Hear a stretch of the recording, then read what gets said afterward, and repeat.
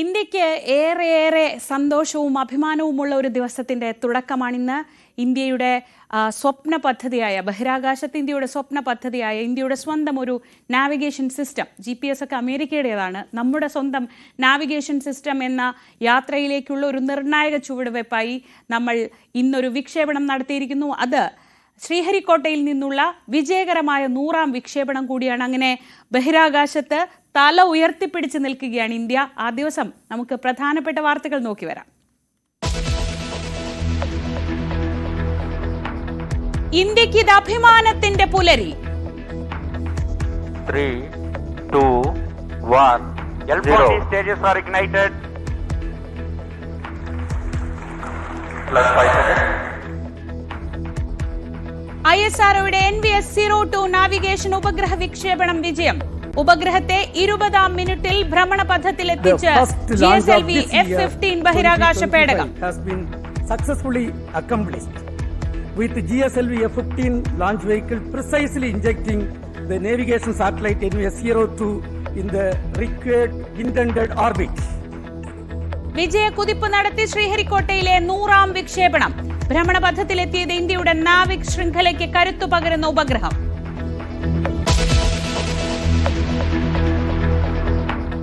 നെന്മാറയിലെ കൊടും കൊലയാളി ചെന്താമരയെ ഇന്ന് കോടതിയിൽ ഹാജരാക്കും. ഇന്നലെ രാത്രി പിടിയിലായത് ഭക്ഷണത്തിനായി മലയിറങ്ങിയപ്പോൾ. പ്രതിയെ സ്റ്റേഷനിലെത്തിച്ചപ്പോൾ അണപൊട്ടി ജനരോഷം, ലാത്തി വീശി പോലീസ്.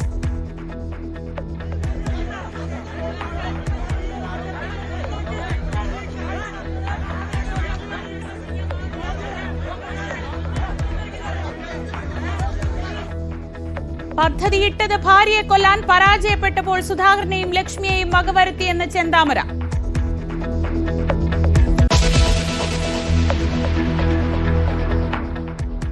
കഠിനംകുളത്തെ കൊലയാളി ജോൺസൺ ഔസേപ്പ് സ്ഥിരം കുറ്റവാളിയെന്ന് പോലീസ്. അടിപിടി മോഷണ കേസുകളിൽ സ്ഥിരം പ്രതി. ആതിര ജോൺസണുമായി അടുത്തത് ക്രിമിനൽ പശ്ചാത്തലം അറിയാതെ. കസ്റ്റഡിയിൽ വാങ്ങിയ ശേഷം ആതിരയുടെ വീട്ടിലെത്തിച്ച് തെളിവെടുക്കും.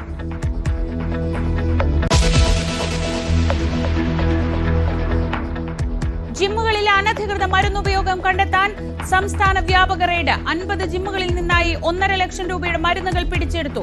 നിയമം ലംഘിച്ച ജിമ്മുകൾക്കെതിരെ കേസെടുത്തെന്ന് ആരോഗ്യമന്ത്രി വീണ George.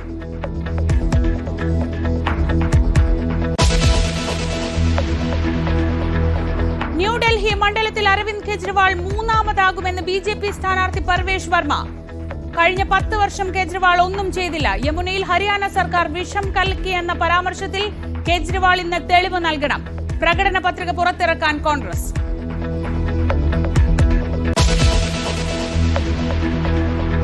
Removing a governor from chancellor and it is, I don't know what people or the people in the government feel or think. They are very challenging the authority of the governor. ഗവർണറെ chancellor സ്ഥാനത്ത് നിന്ന് മാറ്റാനാവില്ലെന്ന് രാജേന്ദ്ര അർലേക്കർ. സർക്കാർ നീക്കം ഗവർണറുടെ അധികാരത്തെ വെല്ലുവിളിക്കുന്നത്. തനിക്ക് പ്രത്യേക രാഷ്ട്രീയ ലക്ഷ്യങ്ങളില്ല. കേരളത്തിലെത്തിയത് ജനങ്ങൾക്കും സർക്കാരിനും വേണ്ടി പ്രവർത്തിക്കാൻ. ഗവർണർ അർലേക്കർ കേരളത്തിലെത്തിയ ശേഷമുള്ള ആദ്യ അഭിമുഖം. ന്യൂസ് 18.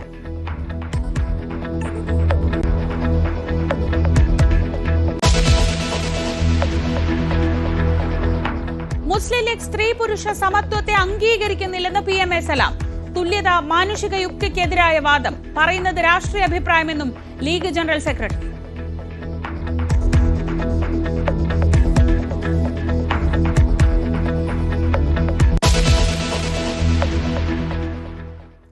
ഈ ദിവസത്തെ ഏറ്റവും പ്രധാനപ്പെട്ട ഏറ്റവും സന്തോഷമുള്ള വാർത്തയുടെ വിശദാംശങ്ങൾ നമ്മൾ അല്പസമയം മുൻപ് കണ്ടു.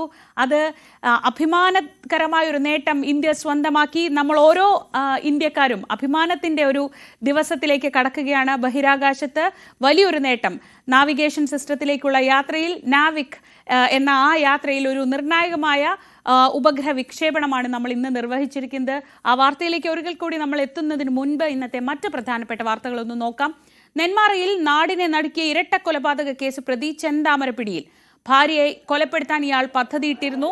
അത് പരാജയപ്പെട്ട സാഹചര്യത്തിലാണ് ഇരട്ട കൊലപാതകം നടത്തിയതെന്ന് പോലീസിന് ഇയാൾ മൊഴി നൽകി. കൊലപാതകത്തിന് ശേഷം പോത്തുണ്ടി മേഖലയിൽ ഒളിവിലായിരുന്ന ചെന്താമരയെ വീട്ടിലേക്ക് വരുന്ന വഴിയിലാണ് പിടികൂടിയതെന്ന് പോലീസ് വ്യക്തമാക്കി.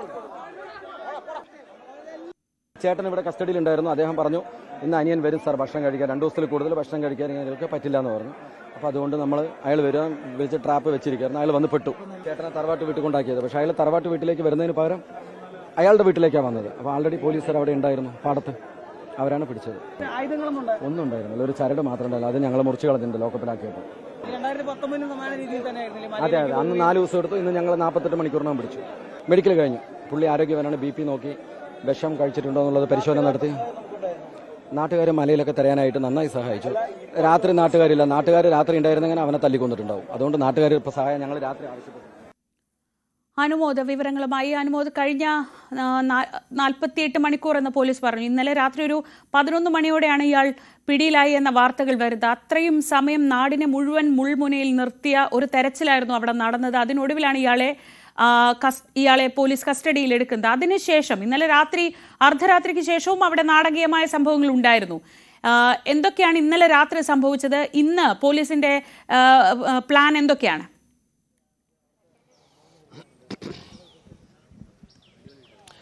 Good morning Sreeja. നമ്മളിപ്പോൾ നിൽക്കുന്നത് ആലത്തൂരിലാണ്. ഇവിടെയാണ് ചെന്താമര ഉള്ളത്. ആലത്തൂർ DYSP ഓഫീസിലേക്ക് കൊണ്ടുവന്നു. ഇപ്പോൾ ആലത്തൂർ പോലീസ് സ്റ്റേഷനിലാണ് പ്രതിയുള്ളത്. നമ്മളതിന് മുമ്പിലാണുള്ളത്. അത്യധികം നാടകീയ നീക്കങ്ങളാണ് ഇന്നലെ സംഭവിച്ചത്. രാത്രി 8 മണിയോടെ ചെന്താമര പോത്തുണ്ടി മാട്ടായി ഭാഗത്തുണ്ടെന്ന വിവരം പരക്കുകയും തുടർന്ന് നാട്ടുകാരൊന്നടങ്കം പോലീസും ചേർന്ന് ആ മേഖല അരിച്ചു പെറുക്കുകയും ചെയ്യുന്നു. അങ്ങനെ എല്ലാവരുടെയും ശ്രദ്ധ പോത്തുണ്ടി മാട്ടായി ഭാഗത്ത് മാത്രം നിൽക്കുന്ന സമയത്ത് പ്രതിയെ ചെന്താമരയെ അയാളുടെ വീട്ടിൽ നിന്ന് പോലീസ് കസ്റ്റഡിയിലെടുക്കുകയും 11 മണിയോടെ അറസ്റ്റ് ചെയ്യുകയും തുടർന്ന് നെന്മാറ പോലീസ് സ്റ്റേഷനിലേക്ക് എത്തുകയും ചെയ്യുന്നു. ഇതിൽ വളരെ പോലീസിൻ്റെ നീക്കങ്ങൾ വളരെ കൃത്യതയാർന്നത് തന്നെയായിരുന്നു.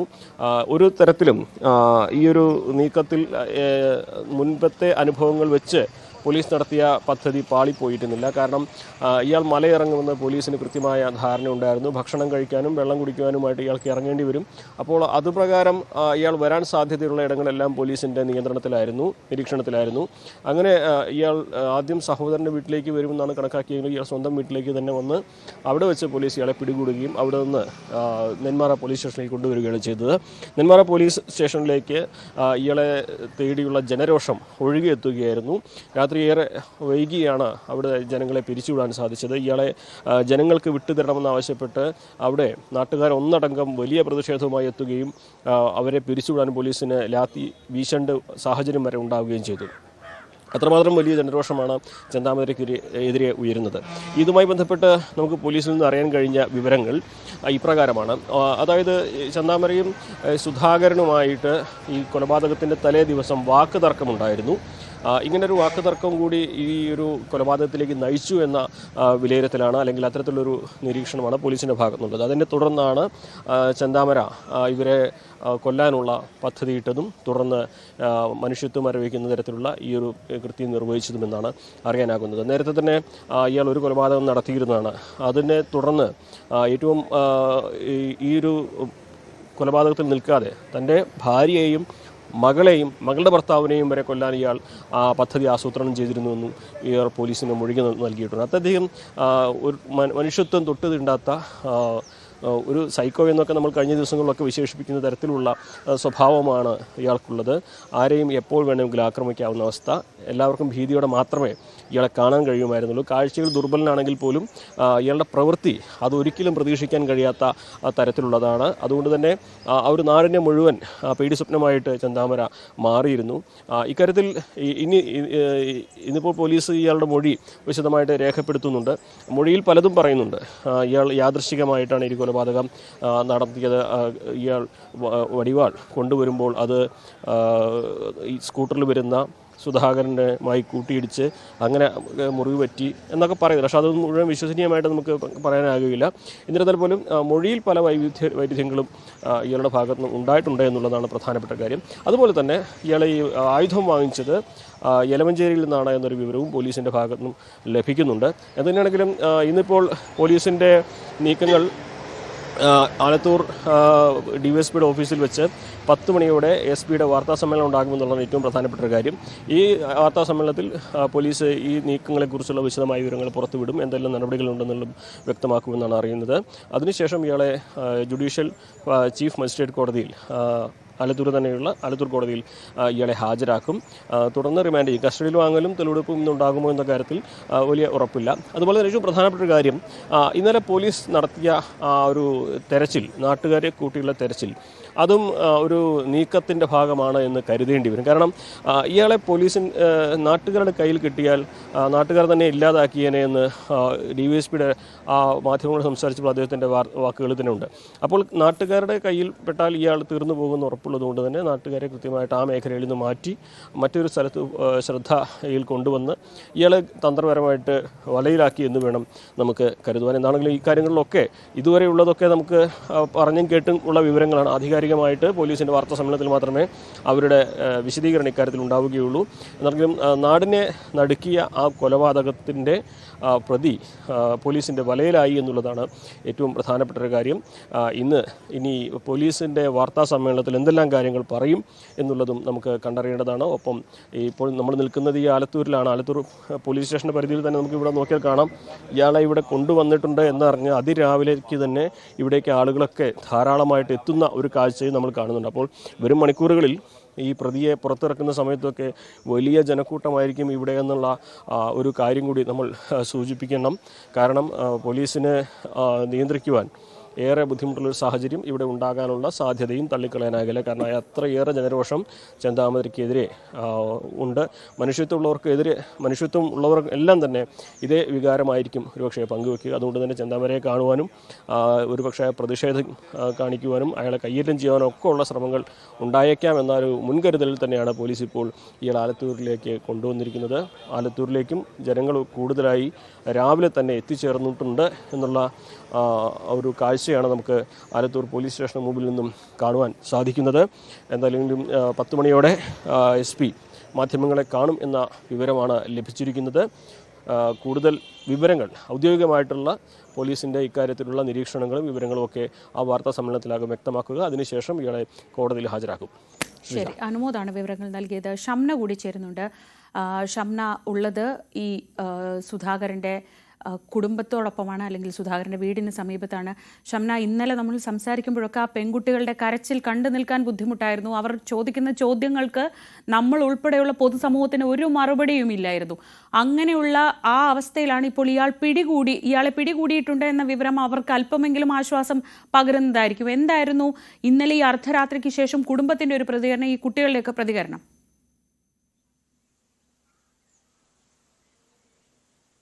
ശ്രീജയ, തീർച്ചയായും ഒരു ആശ്വാസം നൽകുന്ന വാർത്ത തന്നെയാണ് ഈ പ്രതിയെ പിടികൂടി എന്നുള്ളത്. ഈ പ്രതിക്ക് വധശിക്ഷ അടക്കം ഉറപ്പാക്കണം. കാരണം ഇനിയും ഇയാളെ ജയിലിൽ കൊണ്ടുപോയി അതല്ലെങ്കിൽ മറ്റ് ശിക്ഷകളാണ് കൊടുക്കുന്നതെങ്കിൽ ഒരുപക്ഷെ ജാമ്യത്തിലിറങ്ങി വീണ്ടും ഇയാൾ കൊലപാതകം നടത്താൻ കാരണമാകും. കാരണം ഇയാൾ പിടിയിലായപ്പോൾ പോലും പറഞ്ഞിരുന്നത് കുടുംബാംഗങ്ങളെ അടക്കം, അതായത് സ്വന്തം ഭാര്യയെയും മകളെയും അടക്കം കൊല്ലാൻ ഇയാൾക്ക് പദ്ധതി ഉണ്ടായിരുന്നു എന്ന് തന്നെയാണ് അന്വേഷണ ഉദ്യോഗസ്ഥരടക്കം വ്യക്തമാക്കിയത്. ആ സാഹചര്യത്തിൽ പ്രതിക്ക് വധശിക്ഷയിൽ കുറഞ്ഞതൊന്നും ഈ നാട്ടുകാരും കുടുംബക്കാരും ആഗ്രഹിക്കുന്നില്ല. കൊല്ലപ്പെട്ട സുധാകരന്റെ മക്കൾ നമ്മോട് പ്രതികരിച്ചപ്പോഴും ഇന്നലെ അവരും അത് തന്നെയാണ് പറഞ്ഞത്. നമ്മുടെ ഒപ്പം ഇപ്പോൾ ഈ പ്രതി വധഭീഷണി മുഴക്കിയിരുന്ന പുഷ്പചേച്ചിയുണ്ട്. ഈ പ്രതി 5 പേർക്കെതിരെയാണ് വധഭീഷണി മുഴക്കിയിരുന്നത്. അതിലെ ഏറ്റവും പ്രധാനപ്പെട്ടത് ഈ അയൽവാസിയായ പുഷ്പ ആയിരുന്നു. ചേച്ചി, ഇപ്പൊ പ്രതിനെ പിടിച്ചു, എന്താണ് നിങ്ങൾക്ക് പറയാനുള്ളത്? ആശ്വാസമായോ? ആശ്വാസം ആകണം പറഞ്ഞാൽ എന്താ ആശ്വാസം ആകണം? ഇവര് വിടാതിരിക്കണം. നീ വിട്ടാ ഇതേ തന്നെ കണ്ടീഷൻ പറയുന്ന കേൾക്കണ്ട. ഇതേ തന്നെയാണ് ഇവര് ചെയ്ത് വിട്ടിട്ടാണ്. നീ വിട്ടാ ഞങ്ങൾക്ക് ഇത് തന്നെ. ഇപ്പൊ ആരെയും ഞങ്ങൾ കുറ്റം പറഞ്ഞിട്ട് കാര്യമില്ല. അയാളെ പ്രതീക്ഷിച്ച് പറഞ്ഞത് ചെയ്യും. ചെയ്തത് അവര് 3 പേരും ചെയ്തില്ലേ? ഇപ്പൊ ഈ 2 ദിവസം വലിയ പേടിയിലായിരുന്നില്ലേ ചേച്ചി? തൊട്ട് ഫ്രണ്ടിലായിരുന്നു വീട്, പക്ഷെ അങ്ങോട്ട് പോയിട്ടുണ്ടായിരുന്നില്ല. മറ്റു വീടുകളിലായിരുന്നു താമസിച്ചിരുന്നത്. അപ്പോ ഈ പേടിച്ച് ജീവിച്ച ആ ഒരു ദിവസങ്ങൾ പേടിച്ച് തന്നെ ജീവിച്ചത്. ഇപ്പൊ 2 മാസക്കാലം ഈ പേടിച്ചിട്ട് തന്നെ ജീവിച്ചിരിക്കുന്നത്. അയാള് പറഞ്ഞല്ലോ ആദ്യത്തെ പ്രതി ഞാനാണ്. അപ്പൊ അവര് 2 പേര് കൊല ചെയ്യുമ്പോ ഞാനും ഉണ്ടെങ്കിൽ എന്നെയും കഴിച്ചില്ലേ? ഞാൻ എന്തായാലും തരനാൾ നിരക്കി രക്ഷപ്പെട്ട കാലം ഞാൻ രക്ഷപ്പെട്ടു. ഇതുപോലെ തന്നെയാണ് 2ാമത്തെ ഇതുമാണ്. നീ 3ാമതായി വിട്ടാൽ കറക്റ്റ് തന്നെ എന്നെയാണ് ആദ്യത്തെ ഇത്. ശരിയാക്കാതിരിക്കുകയില്ല. നൽകണം തന്നെയാണ് ഞങ്ങൾ പറയുന്നത്. എന്തായാലും നിയമപ്രകാരം പോവുകയാണെങ്കിൽ അതെല്ലാം പറ്റൂ, അത് ചെയ്യുക തന്നെ വേണം. ഒരിക്കലും ഞങ്ങളുടെ കണ്ണിൽ അയാളെ കാണരുത്. ശ്രീജ, അത് തന്നെയാണ് ഈ നാട്ടുകാരുടെ കണ്ണിൽ ഇനി അയാളെ കാണരുത് എന്നാണ് ഇവർക്ക് പറയാനുള്ളത്. കാരണം അത്രയേറെ രോഷം ഈ ജനങ്ങൾക്കുണ്ട്. കാരണം 2 ജീവനുകളാണ് ഒറ്റയടിക്ക് ഇല്ലാതായത്, 2 പെൺകുട്ടികളെ അനാഥമാക്കി. ഒപ്പം തന്നെ ഈ പോലീസിന് നേരെയുള്ള ഒരു രോഷം, അല്ലെങ്കിൽ ഈ കാര്യത്തിൽ പോലീസിന്റെ ഒരു അനാസ്ഥ ഈ നാട്ടുകാരടക്കം ആദ്യഘട്ടം മുതൽ തന്നെ ചൂണ്ടിക്കാട്ടിയിരുന്നതാണ്. ഒരുപക്ഷെ ഈ പരാതി നൽകിയിരുന്ന ഏതെങ്കിലും ഒരു ഘട്ടത്തിൽ ഈ കുടുംബാംഗങ്ങൾ ഉൾപ്പെടെ അല്ലെങ്കിൽ നാട്ടുകാരൊന്നാകെ ഒക്കെ പരാതി നൽകിയിരുന്നു. ഏതെങ്കിലും ഒരു ഘട്ടത്തിൽ ഈ പോലീസ് ഒന്ന് കൃത്യമായി ഇടപെട്ടിരുന്നെങ്കിൽ ഒരുപക്ഷെ ഈ 2 ജീവനുകൾ ഇല്ലാതാവില്ലായിരുന്നു, അല്ലെങ്കിൽ ഈ ഒരു കൊലപാതകം ഇവിടെ നടക്കില്ലായിരുന്നു. അങ്ങനെ പോലീസിനെതിരെ പോലും വലിയ രീതിയിലുള്ള ഒരു ജനരോക്ഷം നിലനിൽക്കുന്ന സാഹചര്യത്തിൽ തന്നെയാണ് പോലീസ് ഇയാളെ പിടികൂടുന്നതും.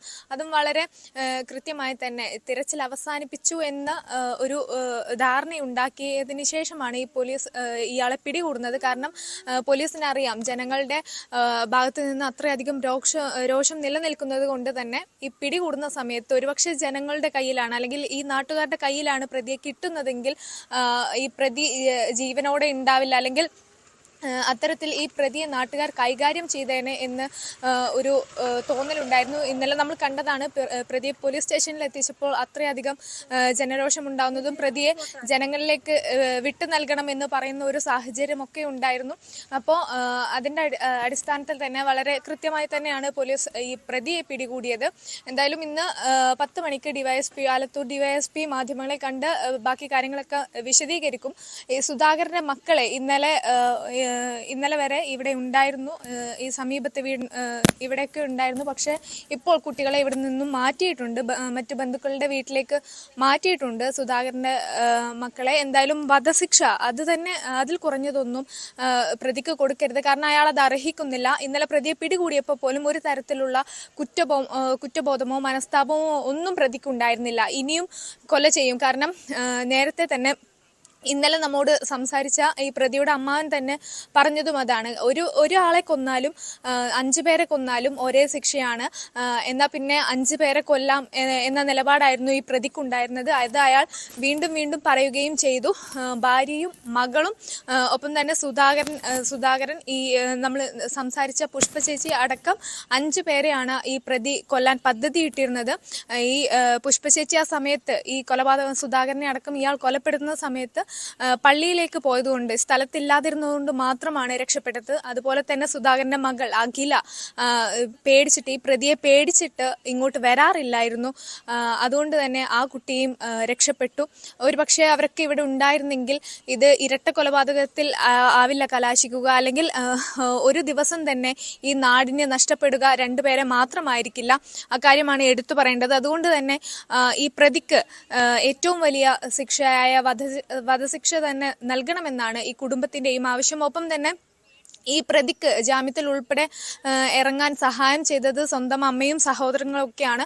അപ്പോൾ അവരുടെയൊക്കെ പ്രതികരണങ്ങൾ ഇനി ലഭിക്കേണ്ടതുണ്ട്. എന്തായാലും അല്പസമയത്തിന് 10 മണിയോടുകൂടി തന്നെ ഡിവൈഎസ്പി മാധ്യമങ്ങളെ കണ്ട് ഇക്കാര്യങ്ങൾ വിശദീകരിക്കുമെന്നാണ് മനസ്സിലാക്കുന്നത്. ശ്രീജ, അങ്ങനെയാണ് വിവരങ്ങൾ നൽകിയത്. ഒരിക്കൽ കൂടി അനുമോദിലേക്ക്. അനുമോദി, ഈ നാട്ടുകാർ ഇന്നലെ വരെ എങ്ങനെയായിരുന്നു അവരുടെ ഒരു ആശങ്ക എന്നൊക്കെ നമ്മൾ കണ്ടതാണ്. ഒരാൾക്ക് പോലും ഇയാളെ പറ്റി മറിച്ചൊരു അഭിപ്രായമില്ല. ആദ്യത്തെ ദിവസം ഈ കൊലപാതകം നടന്ന് നമ്മൾ സംസാരിക്കുമ്പോൾ തൊട്ട് അവിടെ എല്ലാവരും ഒരുപോലെ പറയുന്നത് ഇയാൾ എത്രത്തോളം ക്രൂരനാണ് എന്നതിനെ കുറിച്ചാണ്. പക്ഷെ ആ ദൃശ്യങ്ങൾ നോക്കൂ, യാതൊരു കുലുക്കവുമില്ലാതെ നമ്മൾ സാധാരണഗതിയിൽ നമ്മൾ പ്രതീക്ഷിക്കുന്ന ഒരു ദുർബലനായ മനുഷ്യൻ, കുറച്ച് പ്രായമുള്ള ഒരു ദുർബലനായ മനുഷ്യൻ, ഇതാണ് അദ്ദേഹത്തെ കാണുമ്പോൾ, ഇയാളെ കാണുമ്പോൾ നമുക്ക് തോന്നുന്നത്. പക്ഷേ ഇത്രയേറെ ക്രൂരത, ഇപ്പം ഷംന പറഞ്ഞതുപോലെ ഒരാളെ കൊന്നാലും 5 പേരെ കൊന്നാലും ഒരേ ശിക്ഷയാണെങ്കിൽ പിന്നെന്താണ് മടി എന്ന് കരുതുന്ന ഒരാൾ. അതുകൊണ്ട് തന്നെ ഈ നാട്ടുകാരുടെ ഭാഗത്ത് നിന്ന് അവിടെയും വലിയ പ്രതിഷേധം ഉണ്ടാകാൻ ഇനി സാധ്യതയില്ലേ?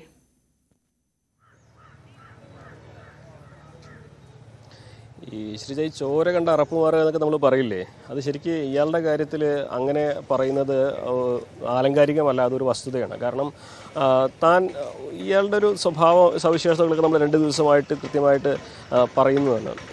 ഒരു തരം മാനസിക അല്ലെങ്കിൽ മാനസിക നിലയിലുള്ള ആളാണ്.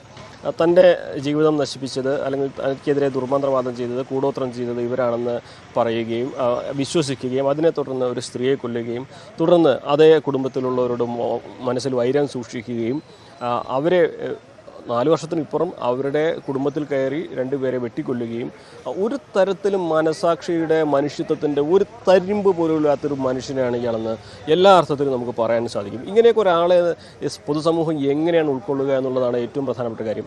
നമുക്കൊക്കെ ഉള്ളിൽ ഒരു മനസാക്ഷിയുണ്ട്, ഒരു മനുഷ്യത്വമുണ്ട്. പക്ഷേ ആ 2 കുട്ടികളെ മുഴുവൻ അനാഥരാക്കി അവർക്കിനി ആരുമില്ല എന്നുള്ള അവരുടെ കരച്ചിലൊക്കെ കേൾക്കുമ്പോൾ നമ്മുടെ ഉള്ളിലുള്ള ആർക്കാണെങ്കിലും തോന്നുന്ന വികാരം തന്നെയാണ് ഈ ജനങ്ങളൊക്കെ ആ ഒരു മേഖലയിൽ നിന്ന് പങ്കുവച്ചിട്ടുള്ളത്. ഇപ്പോൾ നമ്മൾ രാവിലെ കാണുന്ന നോക്കൂ, ഇവിടെയൊക്കെ ആളുകൾ ഈ പല ഭാഗത്തുനിന്നായിട്ട് വന്നവരാണ്. ഇവരൊക്കെ സ്വാഭാവികമായിട്ടും ഈ ഒരു കൊലപാതകം ഇവരുടെയൊക്കെ മനസ്സിലുണ്ടാക്കിയത് അത്രയും വലിയ ഒരു ഞെട്ടലായിരിക്കും.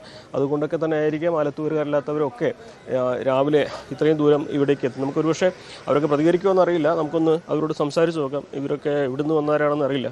ചേട്ടാ, ഇവിടുത്തുകാരനാണോ നിങ്ങൾ? എന്താണ് ഈ പ്രതിയെ പിടിച്ച് വിടേണ്ടതെന്നാണ് പറയുന്നത്? അറിയില്ല. നിങ്ങൾ ഇത് കണ്ട എല്ലാവരും കൂടി വന്നപ്പോൾ അവിടെ ഒന്നാണ്. നിങ്ങളൊക്കെ ഇവിടുത്തുകാരാണോ? ഇവിടുത്തുകാരാണ്. ഇന്നലെ പ്രതിയെ വിടേണ്ടതെന്ന് അറിഞ്ഞു വന്നാണോ ഈ രാവിലെ? അല്ലല്ല, ഞങ്ങൾ നടക്കാറിങ്ങിയപ്പോൾ അങ്ങനെ അറിഞ്ഞിട്ട് വന്നു. ഇന്നലെ വലിയ തോതിൽ ജനരോഷമൊക്കെ ആൾക്കെതിരെ ഉണ്ടായിരുന്നു. അയ്യോ, ഞാൻ ഇന്നലെ കുറച്ച് ബിസി ആയിരുന്നു. ഞാൻ നന്മ അവിടെയുള്ളതാണ്, നന്മ അയിലൂരുള്ളതാണ്. വല്ലാത്തൊരു വികാരമായിരുന്നില്ലേ? അതെ പറഞ്ഞിട്ട് എന്താ ചെയ്യുക, ആരും പ്രതീക്ഷിക്കുന്നില്ലല്ലോ. ഇത് ഭയങ്കര വിഷമമുണ്ട്, ഭയങ്കര വിഷമമാണ്. 2 കുട്ടികൾ അനാഥമായി. എന്താ ചെയ്യുക? ഇനി നിയമത്തിൻ്റെ വഴിക്ക് വിടുക, അത്രേ ഉള്ളൂ. നമ്മൾ പിന്നെ ഇനി പോലീസ് സ്റ്റേഷൻ ആക്രമിക്കുക അങ്ങനെയുള്ള കാര്യങ്ങളൊന്നും നമ്മളിപ്പോൾ ചെയ്യാൻ പറ്റില്ല. വികാരഭരിതമായിട്ട് ചെയ്യുന്ന കാര്യങ്ങളാണ്, അതൊന്നും ചെയ്യാൻ പറ്റാത്ത കാര്യങ്ങളാണ്. അത് പോലീസിൻ്റെ ഇനി നിയമത്തിൻ്റെ വഴിക്ക് വിടുക. ഇനി അയാൾ പുറത്തിറങ്ങാതെ നിയമം അതിനുള്ള വഴിയൊരുക്കുക എന്ന് മാത്രമേ നമുക്ക് പറയാൻ പറ്റുള്ളൂ. മുഴുവൻ ഉള്ളിലിടുക അല്ലെങ്കിൽ പരമശിക്ഷ കൊടുക്കുക, അതാണ് ഇനി ചെയ്യാൻ പറ്റുന്ന കാര്യം. അതേ ഉള്ളൂ. നമുക്ക് മറ്റുള്ള കാര്യങ്ങൾ നിയമം കയ്യിലെടുക്കാനുള്ള ഒരു ഇതും നമ്മൾ പൊതുജനങ്ങൾക്കില്ല. അതങ്ങനെ.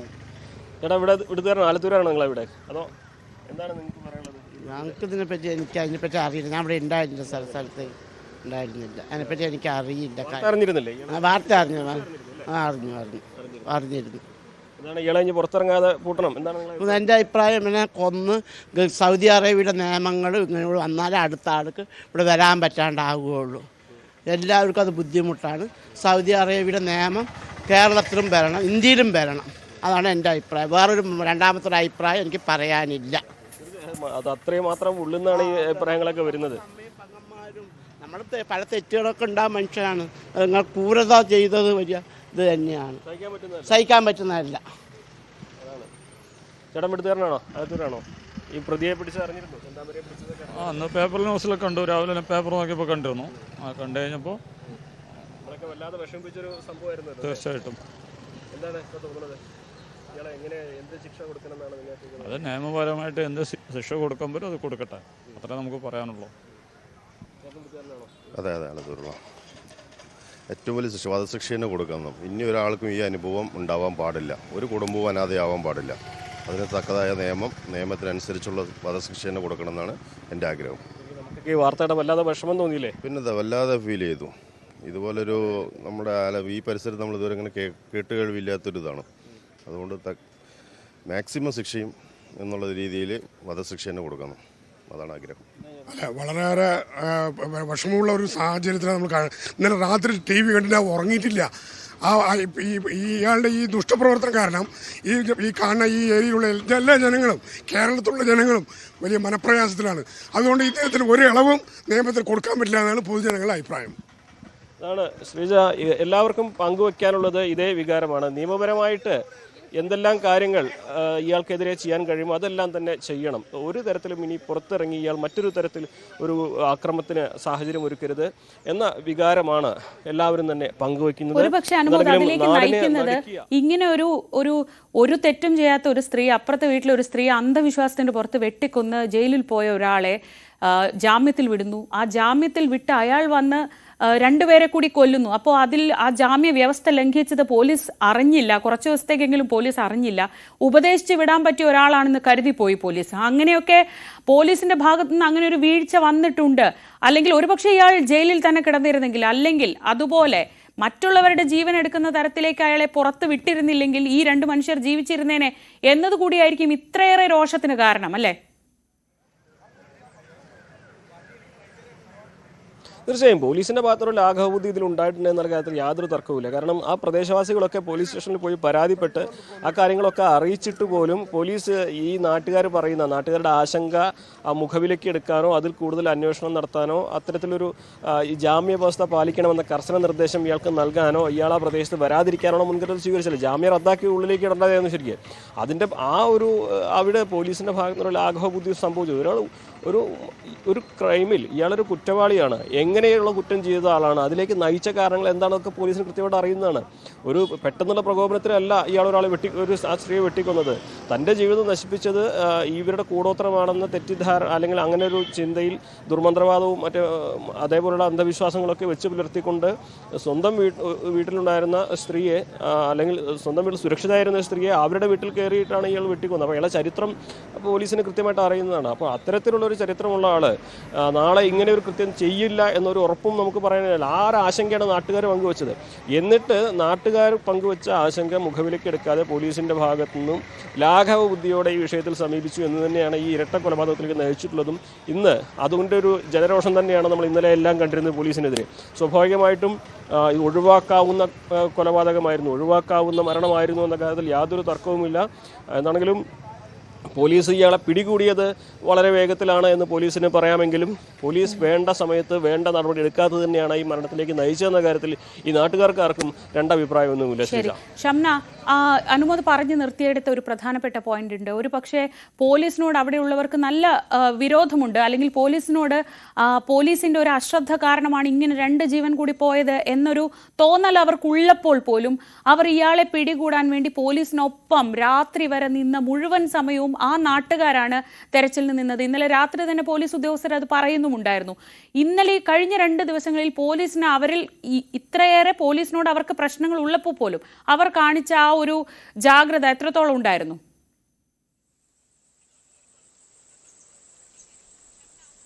തീർച്ചയായും ശ്രീജ, അത് തന്നെ എടുത്തു പറയേണ്ട ഒരു കാര്യമാണ്. കാരണം കഴിഞ്ഞ ദിവസങ്ങളിലായി ഈ പോലീസിന് നേരെ വലിയ രീതിയിലുള്ള ഒരു രോഷം ജനങ്ങളുടെ ഭാഗത്തു നിന്നുണ്ടായിരുന്നു. കാരണം പലപ്പോഴായി ഈ നാട്ടുകാർ പരാതി നൽകിയതാണ്. ഈ ചെന്താമര ജാമ്യത്തിൽ ഇറങ്ങിയത് സമയം മുതൽ തന്നെ പരാതിപ്പെടുന്നുണ്ട്, ഇയാൾ ഇനിയും നാട്ടുകാരെ കൊല്ലും, അല്ലെങ്കിൽ ഈ കുടുംബത്തിന് നേരെ ഇനിയും കൊല്ലുമെന്ന് ഭീഷണിപ്പെടുത്തിയിട്ടുണ്ട്. ഒരു കൃത്യമായ സുരക്ഷ ഉറപ്പാക്കണമെന്ന് ആദ്യം നാട്ടുകാർ ചെന്ന് പരാതി പറയുന്നു. പിന്നീട് കൊല്ലപ്പെട്ട സുധാകരന്റെ മക്കൾ ചെന്ന് പരാതി പറയുന്നു.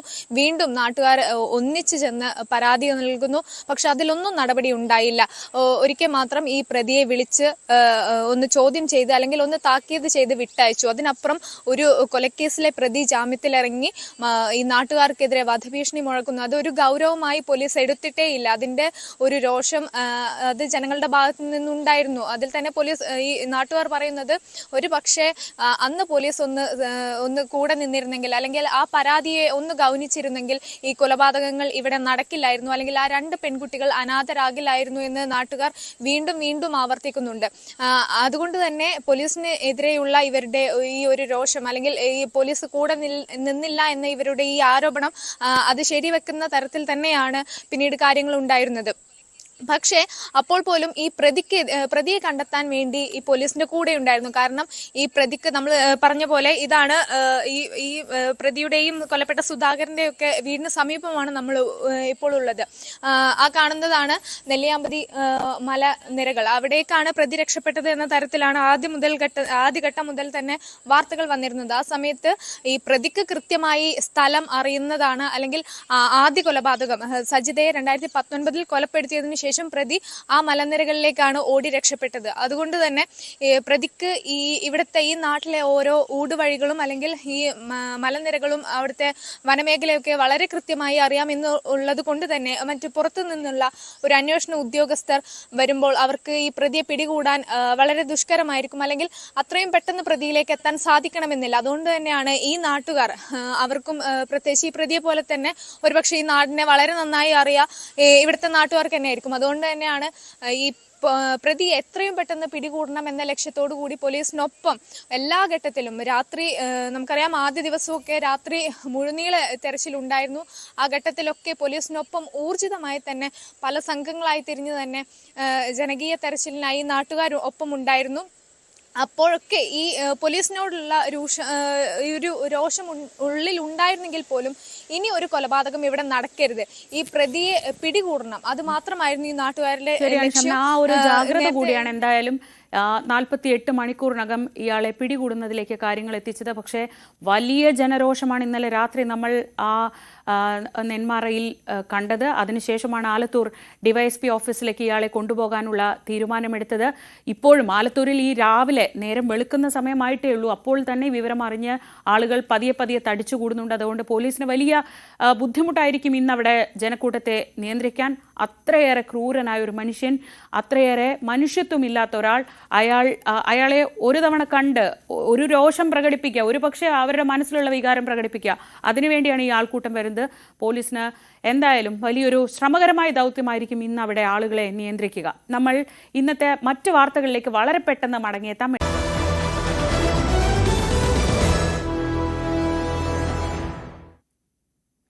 മറ്റു വാർത്തകളിലേക്ക്. ഇന്നലെ രാത്രി ഏറെ വൈകിയാണ് നെന്മാറയിൽ ഇരട്ട കൊലപാതകം നടത്തിയ പ്രതി ചെന്താമരയെ പോലീസ് പിടികൂടുന്നത്. വലിയ തന്ത്രപരമായി നാട്ടുകാരെല്ലാം മറ്റൊരിടത്ത് തിരയുമ്പോഴായിരുന്നു വീട്ടിൽ നിന്ന് ഇയാളെ പിടികൂടിയത്. അയാൾ ഇപ്പോൾ ഉള്ളത് ആലത്തൂർ ഡിവൈഎസ്പി ഓഫീസിലാണ്. ഇന്ന് തുടർ നടപടികളിലേക്ക് കടക്കും മുൻപ് തന്നെ നമ്മൾ രാവിലെ കാണുന്നത് അവിടെ ആൾക്കൂട്ടം പതിയെ പതിയെ തടിച്ചുകൂടുന്നതാണ്. തൽക്കാലം നെന്മാറയിൽ ഈ പോത്തുണ്ടി മേഖലയിലുള്ള മനുഷ്യരൊക്കെ തൽക്കാലം ആശ്വാസത്തിലാണ്. പക്ഷേ നമുക്കറിയാം അത്രയേറെ ആ നാടിനെ വിറപ്പിച്ച ദിവസങ്ങളാണ് ഈ ഇങ്ങനെയൊരു കൊടും കുറ്റവാളി ആ നാടിനെ മുഴുവൻ വിറപ്പിച്ച ദിവസങ്ങളാണ് കടന്നു പോകുന്നത്. അതിനുശേഷം ഇന്ന് ഒരു സമാധാനത്തിൻ്റെ രാവിലെയാണ് അവരെ സംബന്ധിച്ചിടത്തോളം. ഇനി ഇന്നത്തെ മറ്റ് വാർത്തകളിലേക്ക് പോവുകയാണ്. ചാൻസലർ സ്ഥാനത്ത് നിന്ന് ഗവർണറെ മാറ്റാനാവില്ലെന്ന് കേരള ഗവർണർ രാജേന്ദ്ര അർലേക്കർ. സർക്കാർ നീക്കം ഗവർണറുടെ അധികാരത്തെ വെല്ലുവിളിക്കുന്നതാണ്. സർക്കാർ ആവശ്യപ്പെട്ടാൽ വയനാട് നഷ്ടപരിഹാരത്തിനായി ഇടപെടുമെന്നും രാജേന്ദ്ര അർലേക്കർ ന്യൂസ് 18 പ്രത്യേകം അനുവദിച്ച അഭിമുഖത്തിൽ പറഞ്ഞു. It is removing a governor from chancellor and it is, I don't know what people or the people in the government feel or think. They are very challenging the authority of the governor. This authority challenging act should be done away with. It is not that. It is, say, many governments in the country have been taking stand in this particular regards which suits them.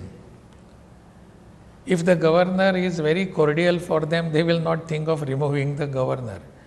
If governor objects to certain acts of the government, then they feel that no, governor should be removed. But that is not the correct. This particular act of many governments is relative. If the governor is happy, we are satisfied, we have good relation, oh, let the governor be there. If we are not in a cordial relation, let the governor go. This is not the governor. And governor is the chancellor. That is what the makers of our constitution have thought. They know that the governor is an impartial person. തനിക്ക് പ്രത്യേക രാഷ്ട്രീയ ലക്ഷ്യങ്ങളില്ലെന്ന് governor Rajendra Arlekar പറഞ്ഞു. രാഷ്ട്രീയ ദൗത്യത്തിനല്ല താൻ എത്തിയിരിക്കുന്നത്, ജനങ്ങൾക്കും സർക്കാരിനും വേണ്ടി പ്രവർത്തിക്കാനാണ് വന്നത്. ഇപ്പോൾ രാഷ്ട്രീയത്തിന് അതീതനാണ്, എല്ലാ രാഷ്ട്രീയ ബന്ധങ്ങളിൽ നിന്നും രാജിവെച്ചുവെന്നും രാജേന്ദ്ര അർലേക്കർ ന്യൂസ് 18 നൽകിയ പ്രത്യേക അഭിമുഖത്തിൽ പറഞ്ഞു. കേരള ഗവർണറായ ശേഷം രാജേന്ദ്ര അർലേക്കർ തന്റെ ആദ്യ അഭിമുഖം ന്യൂസ് 18 ആണ് നൽകിയത്. I have not come with any plans. This is my government, my people, my state. So I am here working for the people, for the government also. And we will be working as and when the issues come, we will be discussing. My only thing is that I always, as I said earlier also here, that I believe in discussion and sorting out the issues. So that cordial relation to be maintained with the governor, within the governor and government. You said you're not getting too much into politics, but since you have been a BJP leader and an RSS kid, I would like to ask you, you have come into the state at a time when the BJP has got its first Lok Sabha member. How do you see the functioning of BJP in the state, and what do you think about their performance? I am no more a BJP person. I am above politics. I am not a political leader and not a member of any political party. When I was appointed as a governor, I resigned from my all political connections, and I am beyond that, and I try to be, and I am satisfied that I have been so far beyond the politics, above politics. I don't want to go into any political views. My views is my state's views, interests of my people. അനധികൃത നിയമനങ്ങൾ നേടിയവരെ പിരിച്ചുവിടുന്നതിനു പകരം അവർക്ക് കരാർ പുതുക്കി നൽകുകയാണ് Kerala medical services corporation. അനധികൃത നിയമനമെന്ന് കണ്ടെത്തിയിട്ടും 640 ജീവനക്കാരുടെ കരാറാണ് Kerala medical services corporation നീട്ടി നൽകിയത്. ജില്ലാ എംപ്ലോയ്മെന്റ് ഓഫീസറാണ് KMSCLന്റെ കരാർ നിയമനങ്ങളിൽ സാർവത്രിക ക്രമക്കേട് നടന്നു എന്ന റിപ്പോർട്ട് നൽകിയത്. സംസ്ഥാനത്തെ സർക്കാർ വകുപ്പുകൾ, പൊതുമേഖലാ സ്ഥാപനങ്ങൾ, ബോർഡുകൾ, കമ്പനികൾ, കോർപ്പറേഷനുകൾ തുടങ്ങി സർക്കാർ ഗ്രാന്റിൽ പ്രവർത്തിക്കുന്ന സ്ഥാപനങ്ങളിൽ PSC ഇതര നിയമനങ്ങൾ എംപ്ലോയ്മെന്റ് എക്സ്ചേഞ്ച് വഴി നടത്തണമെന്നാണ് ചട്ടം. ഇതെല്ലാം കാറ്റിൽ പറത്തിയാണ് 2008 മുതൽ Kerala medical services corporation limited നിയമനങ്ങൾ നടത്തുന്നത്. പരസ്യം നൽകാതെയും വിജ്ഞാപനം ഇറക്കാതെയുമാണ് ഇഷ്ടക്കാരെ KMSCL തിരികെ കയറ്റിയത്. പരാതി ലഭിച്ചതിനെ തുടർന്ന് ജില്ലാ എംപ്ലോയ്മെന്റ് ഓഫീസർ അന്വേഷണം നടത്തി. വിശദ പരിശോധനയ്ക്ക് ശേഷം ക്രമക്കേടുകൾ എണ്ണിപ്പറഞ്ഞ് KMSCL MDക്ക് റിപ്പോർട്ടും നൽകി. ആസൂത്രണ സാമ്പത്തികകാര്യ വകുപ്പ് സെക്രട്ടറി ഇറക്കിയിട്ടുള്ള ഒരു ഉത്തരവാണ് എന്റെ കയ്യിലിരിക്കുന്നത്. ഡോക്ടർ ജയതിലക് പ്രിൻസിപ്പൽ സെക്രട്ടറി ഇറക്കിയ ഒരു ഉത്തരവ്. ഇതിലൊക്കെ പറയുന്നത് ഇത് ഇങ്ങനെ നിയമിക്കാൻ പാടില്ല, ഇങ്ങനെ നിയമിച്ചു കഴിഞ്ഞാൽ അത് നിയമവിരുദ്ധമാണ്.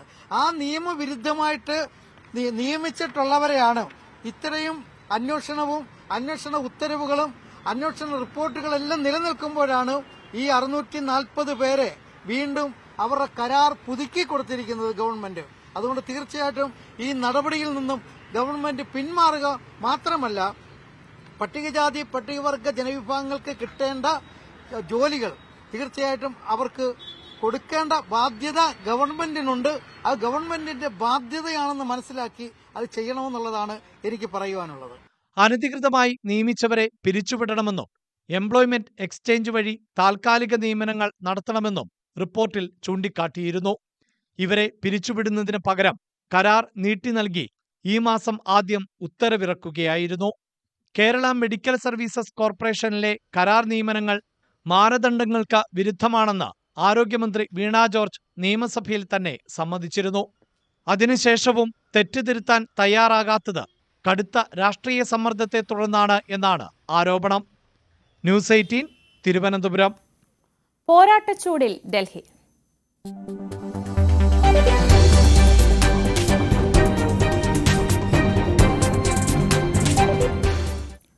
യമുന നദിയിൽ ഹരിയാന സർക്കാർ വിഷാംശം കലർത്തുന്നു എന്ന പ്രസ്താവനയിൽ അരവിന്ദ് കെജ്രിവാൾ ഇന്ന് തെരഞ്ഞെടുപ്പ് കമ്മീഷന് തെളിവ് നൽകണം. രാത്രി 8 മണിക്ക് മുൻപായി തെളിവ് നൽകാനാണ് തെരഞ്ഞെടുപ്പ് കമ്മീഷന്റെ നിർദ്ദേശം. അതേസമയം കോൺഗ്രസിന്റെ പ്രകടന പത്രിക ഇന്ന് പുറത്തിറങ്ങും.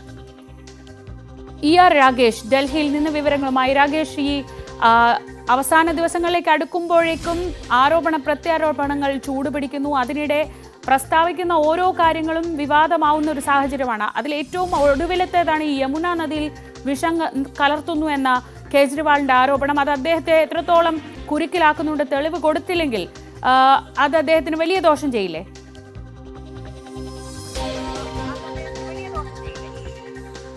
Sreeja, good morning. ഏതായാലും യമുന നദി തെരഞ്ഞെടുപ്പ് വിഷയമായിക്കൊണ്ടിരിക്കുകയാണ്. കാരണം ആദ്യം മുതൽ BJPയും കോൺഗ്രസും കേജ്രിവാളിനെതിരെ ആം ആദ്മി പാർട്ടിക്കെതിരെ വലിയ ആരോപണം ഉന്നയിച്ചത് 2020 ആം ആദ്മി പാർട്ടിയുടെ പ്രകടന പത്രികയിലെ പ്രധാനപ്പെട്ട വാഗ്ദാനമായിരുന്നു യമുന നദി ശുചീകരിക്കുമെന്നുള്ളത്. എന്നാൽ അതുണ്ടായില്ല എന്ന ആരോപണം ആദ്യം മുതൽ തന്നെ BJPയും കോൺഗ്രസും ഉന്നയിക്കുന്നുണ്ട്. ഇതിനിടയിലാണ് അരവിന്ദ് കെജ്രിവാൾ യമുന നദിയിൽ വിഷാംശം കലർത്തുന്നു ഹരിയാന സർക്കാർ എന്ന് ആരോപിച്ചുകൊണ്ട് രംഗത്ത് വന്നത്. ഇതാണിപ്പോൾ വലിയ ചർച്ചയായിരിക്കുന്നത്, ചൂടുള്ള ചർച്ചാ വിഷയമായിരിക്കുന്നത്. ഇതിൽ BJPയും ഒപ്പം തന്നെ കോൺഗ്രസ് നേതാവ് സന്ദീപ് ദീക്ഷിതുമാണ് തെരഞ്ഞെടുപ്പ് കമ്മീഷന് പരാതി നൽകിയത്.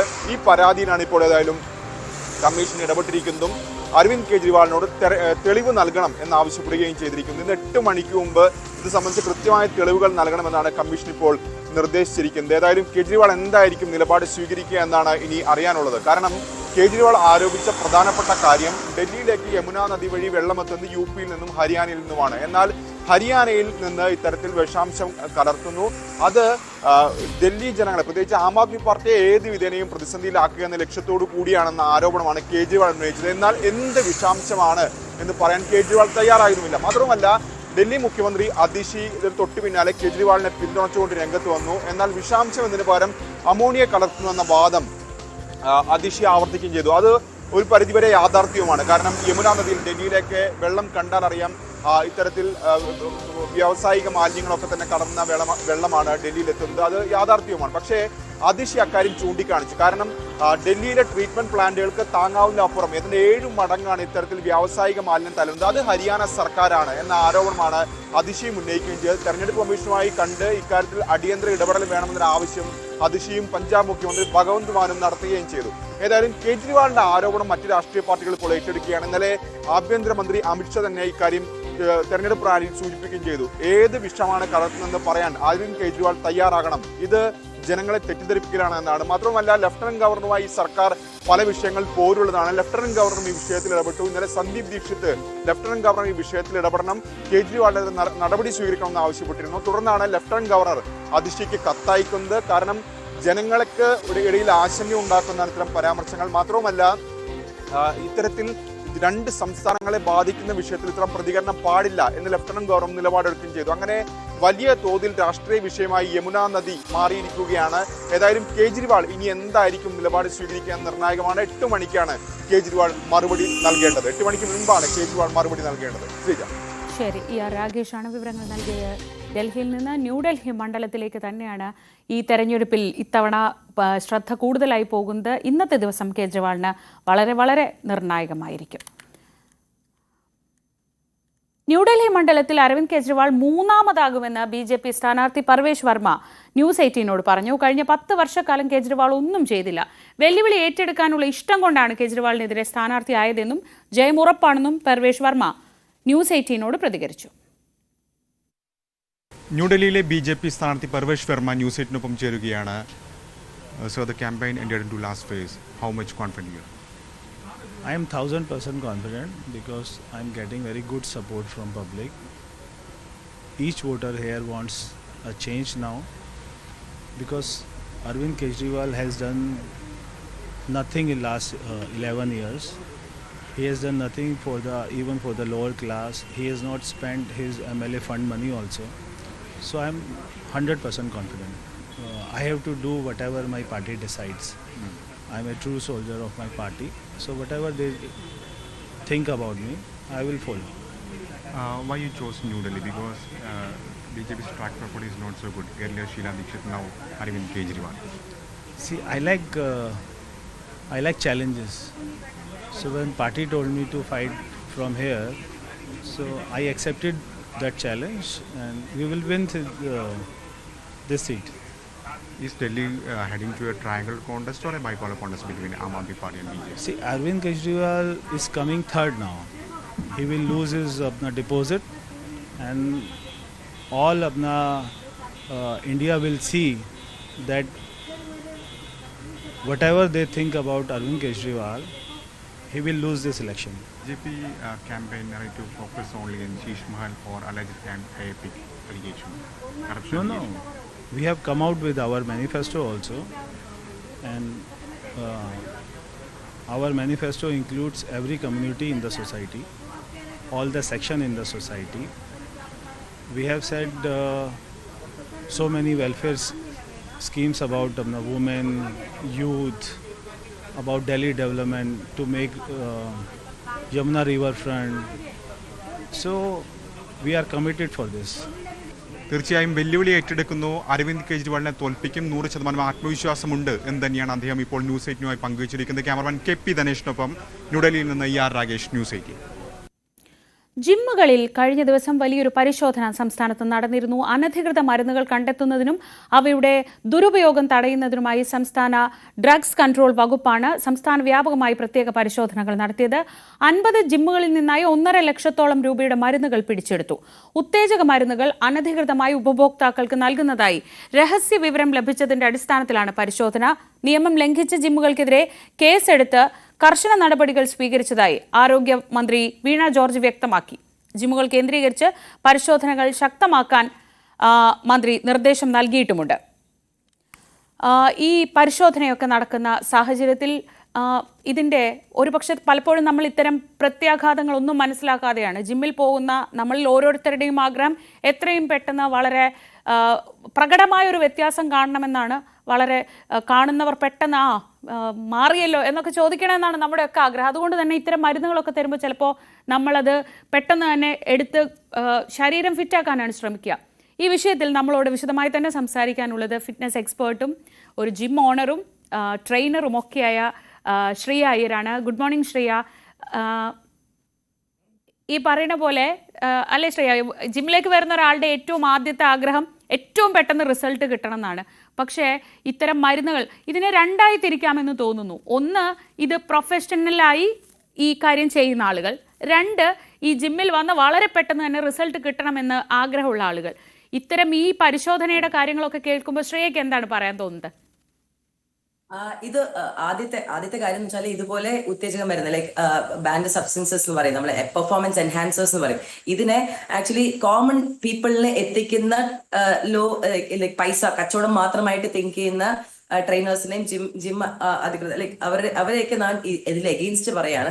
പക്ഷെ ഇപ്പൊ നമ്മുടെ കോമ്പറ്റീഷൻ സീസൺ ആണ്. ഞാനൊരു ബോഡി ബിൽഡിംഗ് അസോസിയേഷനിലെ ഒരു ജഡ്ജും കൂടിയാണ്. ഇങ്ങനെ നോക്കുമ്പോൾ നമ്മുടെ സീസൺ തുടങ്ങിയിരിക്കുകയാണ്, നമ്മുടെ കോമ്പറ്റീഷൻ സ്റ്റാർട്ട് ചെയ്തിരിക്കുകയാണ്. ഈ സമയത്ത് ഇതുപോലത്തെ ഒരു സബ്സ്റ്റൻസസിന്റെ ഒരു ബാൻഡ് അല്ലെങ്കിൽ ഇങ്ങനത്തെ കേസ് എന്നൊക്കെ പറയുമ്പോൾ അത് നമ്മളെ ഭയങ്കരമായിട്ട് വേദനിക്കുന്നുണ്ട്.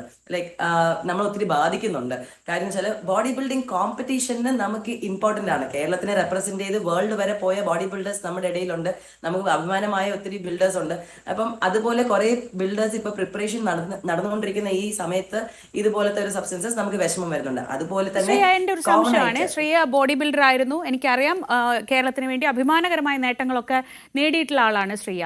എത്രത്തോളം അളവിൽ, ഇപ്പോൾ നമുക്കറിയാമല്ലോ സ്റ്റീറോയിഡ്സ് ആണ് ഇതിൽ ഈ പറയുന്ന ഉത്തേജക മരുന്ന് അല്ലെങ്കിൽ നിരോധിത മരുന്ന് എന്നൊക്കെ പറയുന്നതിൽ പ്രധാനപ്പെട്ടത് സ്റ്റീറോയിഡ്സ് ആണ്. സ്റ്റീറോയിഡ്സ് ഒരു പരിധിയിൽ കൂടുതൽ പ്രിസ്ക്രിപ്ഷൻ ഇല്ലാതെ ശരീരത്തേക്ക് എത്തരുത് എന്ന് മെഡിക്കൽ എക്സ്പെർട്സ് ഒരുപോലെ പറയുന്നുണ്ട്. അപ്പോൾ എൻ്റെ ഒരു സംശയം, ഇതിനൊരു അളവ് കാണുമല്ലോ, ഇത്രയേ ഉപയോഗിക്കാൻ പാടൂ. അങ്ങനെ ഒരു അളവ് നിങ്ങൾക്കൊക്കെ ഒരു ഡയറക്ഷൻ കിട്ടാറുണ്ടോ? ഒരു പ്രോപ്പർ മെഡിക്കൽ അഡ്വൈസിലാണോ നിങ്ങൾ ഇതൊക്കെ എടുക്കാറുള്ളത്? മെഡിക്കൽ അഡ്വൈസസ് വഴി അല്ലെങ്കിൽ എക്സ്പെർട്സ് പ്രിപ്പറേഷൻ ചെയ്യുന്നവരുണ്ട്. ലോ നോളജിലൂടെ ചുമ്മാ ഇങ്ങനെ കുത്തിപ്പടിക്കുന്നു പറയും, അതുമുണ്ട്. ഇത് രണ്ടിലും തമ്മിലുള്ള വ്യത്യാസമാണ് പറയുന്നത്. ഇപ്പോൾ ഉള്ള അത്ലറ്റ്സ് എത്രയോ പേര് ഇന്റർനാഷണൽ ഗൈഡൻസ് അല്ലെങ്കിൽ അത്രയും പ്രോപ്പർ, ഇപ്പം ഇന്ത്യനെ ഒഴിച്ച് പുറത്തൊക്കെ നോക്കിക്കഴിഞ്ഞാൽ ഇതൊരു കോഴ്സ് ആയിട്ട് അല്ലെങ്കിൽ ഇത് പഠിപ്പിക്കാൻ അല്ലെങ്കിൽ ഇതിനെ പ്രിപ്പറേഷൻ കോച്ചസ് ഇതൊക്കെ നമുക്ക് വളർന്നു വരുന്നുണ്ട്. അപ്പം അവരെയൊക്കെ ലൈക്ക് അത്രയും അറിവോടെയാണ് നമ്മൾ ചെയ്യുന്നത്. ബിക്കോസ് ഇത് എടുക്കുന്നതോറും അതിനെ PCT ലൈക്ക് അത് വാഷ് ഔട്ട് ചെയ്യാനുള്ള കാര്യങ്ങൾ, നമ്മുടെ ഹെൽത്ത് അഡ്വൈസസ്, ഇതിന് സപ്ലിമെന്റ്, ഇതിന് നമ്മുടെ ലിവർ ഗൈഡൻസസ്, ഇങ്ങനെ കുറെ കാര്യങ്ങളുണ്ട്. ലൈക്ക് ഈ സ്റ്റിറോയിഡ്സിന്റെ കുറെ കാര്യങ്ങൾ ഞാൻ പ്രൊമോട്ട് ചെയ്യത്തില്ല. ബിക്കോസ് ഇത് കണ്ട് ആൾക്കാർക്ക് മോട്ടിവേഷൻ വരുമെന്ന് പറഞ്ഞ് ഞാൻ പ്രൊമോഷൻ ചെയ്യുന്നില്ല. പക്ഷെ ഇത് കറക്റ്റ് ആയിട്ട് സൈക്കിൾ ഫോമിൽ ചെയ്യുന്നെങ്കിൽ അധികം ഹെൽത്തിന്റെ ഇഷ്യൂസ് വരത്തില്ല. പക്ഷെ അവിടെ പ്രശ്നം എന്താണെന്ന് വെച്ചാൽ, ഇപ്പൊ ഇത് കണ്ട് ഒരു സാധാരണ ജിമ്മിൽ പോയി ഒരാൾ ചോദിക്കുകയാണ്, എനിക്കും ഇതുപോലെ പെട്ടെന്ന് ശരീരം ശരിയാക്കണം, അപ്പോൾ അതിന് എന്തെങ്കിലും മരുന്ന് കിട്ടുമോ എന്ന് ചോദിച്ച് ചെല്ലുന്നവർ സ്വാഭാവികമായി ഉണ്ടാവും. പെട്ടെന്ന് റിസൾട്ട് കിട്ടുന്ന അവർക്കൊരു പരസ്യമാണ്. അപ്പോൾ അതങ്ങനെ ഒരു പരസ്യമായി കാണാൻ വേണ്ടി അത് ചെയ്യുന്നവരും ഉണ്ടാവും. അവിടെയല്ലേ അപകടം കിടക്കുന്നത്? അതെ, ഇപ്പൊ അപകടം എന്ന് പറയുമ്പോൾ നമ്മളിപ്പം സ്മോക്ക് ചെയ്യുന്നവരുടെ ഇടയിൽ പോയിട്ട് സ്മോക്ക് തരാവോ അല്ലെങ്കിൽ കള്ള് തരാവോ അല്ലെങ്കിൽ ബാക്കിയുള്ള സബ്സ്റ്റൻസസ് തരാവോ എന്ന് ചോദിക്കുമ്പോൾ അത് കൊടുക്കുന്ന ആൾക്കാരുടെ മൈൻഡ് സെറ്റും ചോദിക്കുന്ന ആൾക്കാരുടെ മൈൻഡ് സെറ്റുമാണ്. ഇപ്പം സാധാരണ രീതിയിൽ നമ്മൾ കൊടുക്കത്തില്ല, നോ എന്ന് പറയണം. അങ്ങനത്തെ ഉള്ള ട്രെയിനേഴ്സ് ഇല്ല അല്ലെങ്കിൽ അങ്ങനത്തെ ഉള്ള ആൾക്കാർ മുന്നോട്ട് ഇല്ലാത്തവരുടെ അടുത്ത് പോയി റീച്ച് ആവുന്നതാണ്. ഇൻ ലോ നോളജ്, ഇപ്പൊ സർട്ടിഫിക്കേഷൻ ഇല്ലാത്ത ഒരു ട്രെയിനർ അടുത്ത് പോയി പഠിക്കുന്നു. ഇതൊന്നും ആൾക്കാർ ലീസ്റ്റ് ബോധേഡ് ആണ്. അപ്പം നമ്മൾ മനസ്സിലാക്കുക ഇത്രത്തോളം ഹസാർഡ്സ് ഉണ്ട്. നോ, നോ ടു സ്റ്റിറോയിഡ്സ് എന്ന് കോമൺ പീപ്പിളിലേക്ക് പറയാനുള്ളത് നമ്മുടെ ആൾക്കാരാണ് പറയേണ്ടത്. ലൈക്ക് പഠിപ്പിക്കുന്ന ആൾക്കാരെ വേണം പറയാൻ. ഇതിന് വെറും ഒരു കച്ചവടമായിട്ട് കാണരുത് എന്ന് മാത്രമേ ഉള്ളൂ. പക്ഷേ ഈ സ്പോർട്ടിന് ഭയങ്കര ഇമ്പോർട്ടന്റ് ആണ്. ഈ ബാൻഡ് സബ്സ്റ്റൻസ് എന്ന് പറഞ്ഞിട്ട് നമ്മുടെ ഒരു കലയെയാണ് ഇല്ലാണ്ടാക്കുന്നത്. അത് മാത്രമേ ഉള്ളൂ എൻ്റെ ഒരു കൺസേൺ. പക്ഷെ അതിലെ ഒരു രജിസ്ട്രേഷനോ ലൈസൻസോ ഒക്കെ വേണമല്ലോ ശ്രീയ. അതായത് ഇപ്പോൾ ഈ പേരിൽ എല്ലാ ജിമ്മിലും ഇങ്ങനെ മരുന്നുകൾ ശേഖരിച്ചു. ഇപ്പോൾ 50 സ്ഥലത്ത് നിന്ന് 50 ജിമ്മുകളിൽ നടത്തിയ പരിശോധനയിലാണ് ഇത്തരം മരുന്നുകൾ കണ്ടുപിടിച്ചതെന്ന് പറയുന്നു. അപ്പോൾ നമുക്കറിയില്ല അത് ലൈസൻസ് ഉള്ളവരാണോ അല്ലെങ്കിൽ ഇത്തരത്തിൽ രജിസ്റ്റേർഡ് ആയി കാര്യങ്ങൾ ചെയ്യുന്നവരാണോ എന്ന് നമുക്കറിയില്ല. പക്ഷേ അതല്ലെങ്കിൽ അത് വലിയ അപകടമാണ്. ഇത് കൃത്യമായ അളവിൽ അല്ല കൊടുക്കുന്നതെങ്കിൽ അത് അതിലും വലിയൊരു അപകടം ഉണ്ടാക്കുന്നില്ല. അപ്പോൾ അതുകൊണ്ട് പരിശോധന നടക്കണം. പക്ഷെ അതിലൊരു യുക്തി വേണം. അതിൽ കൃത്യമായൊരു സംവിധാനം, അതായത് ഇത് കേരളത്തിന് അഭിമാനകരമായ നേട്ടങ്ങൾ ഉണ്ടാകുന്ന ഒരു മേഖലയാണെന്നുള്ള ഒരു വിവേചന ബുദ്ധി വേണം. അതല്ലേ വേണ്ടത് ശരിക്കും? അതെ, ഇപ്പൊ ഇതുപോലത്തെ what my concern is like ഇതുപോലത്തെ നോളജബിൾ ആയിട്ടുള്ള ഒരു കോഴ്സസ് വേണം. അത് സർട്ടിഫൈഡ് ആയിട്ടുള്ള ആൾക്കാർ വേണം. അങ്ങനത്തുള്ള കാര്യങ്ങളൊന്നും ഇത് ആക്ച്വലി ബാൻഡ് സബ്സ്റ്റൻസസ് ആയത് കാരണം അങ്ങനത്തുള്ള കാര്യങ്ങൾ ഇല്ല. അപ്പം what my concern is like ഇത് കുറച്ചും കൂടെ സ്പോർട്ടിന്റെ നെക്സ്റ്റ് ലെവൽ കൊണ്ടുപോകുന്ന ആൾക്കാർക്ക് ലൈക്ക് അത്രയും പ്രിപ്പറേഷൻ കോച്ചസ് വേണം. അല്ലെങ്കിൽ അതുപോലെ പുറത്തുനിന്ന് കമ്പീറ്റ് ചെയ്ത് മെഡിസിൻസിന്റെ കാര്യങ്ങൾ, ഇപ്പൊ ഫോർ എക്സാമ്പിൾ സീബമ്പിന്റെ ലൈക്ക് കോച്ച് പ്രിപ്പറേഷൻ, അവര് നമുക്ക് ഇപ്പൊ നമ്മളിപ്പോ ഒരു മെസ്സേജ് ഇട്ടാൽ പോലും നമുക്ക് കറക്റ്റ് ആയിട്ട് സൈക്കിൾ പറഞ്ഞു തന്ന് നമ്മുടെ വർക്ക്ഔട്ട് ചാർട്ട് കംപ്ലീറ്റ് ചെയ്ത് നമ്മുടെ ഡയറ്റ് ചാർട്ട് കംപ്ലീറ്റ് ചെയ്ത് അത്രയും ഈവൻ നമ്മുടെ ആഫ്റ്റർ പോസ്റ്റ് നമ്മുടെ ഈ സൈക്കിൾ കഴിഞ്ഞിട്ട് ആ പോസ്റ്റ് എന്താ ചെയ്യേണ്ടത് ഇതൊക്കെ നമ്മൾ അത്രയും ഹെവി ആയിട്ട് പേ ചെയ്ത് നമ്മൾ അങ്ങനെ ഇന്റർനാഷണൽ കോച്ചിനെ നമുക്ക് ഓൺലൈനിൽ കൂടെ നമുക്ക് വാങ്ങിക്കാൻ പറ്റും.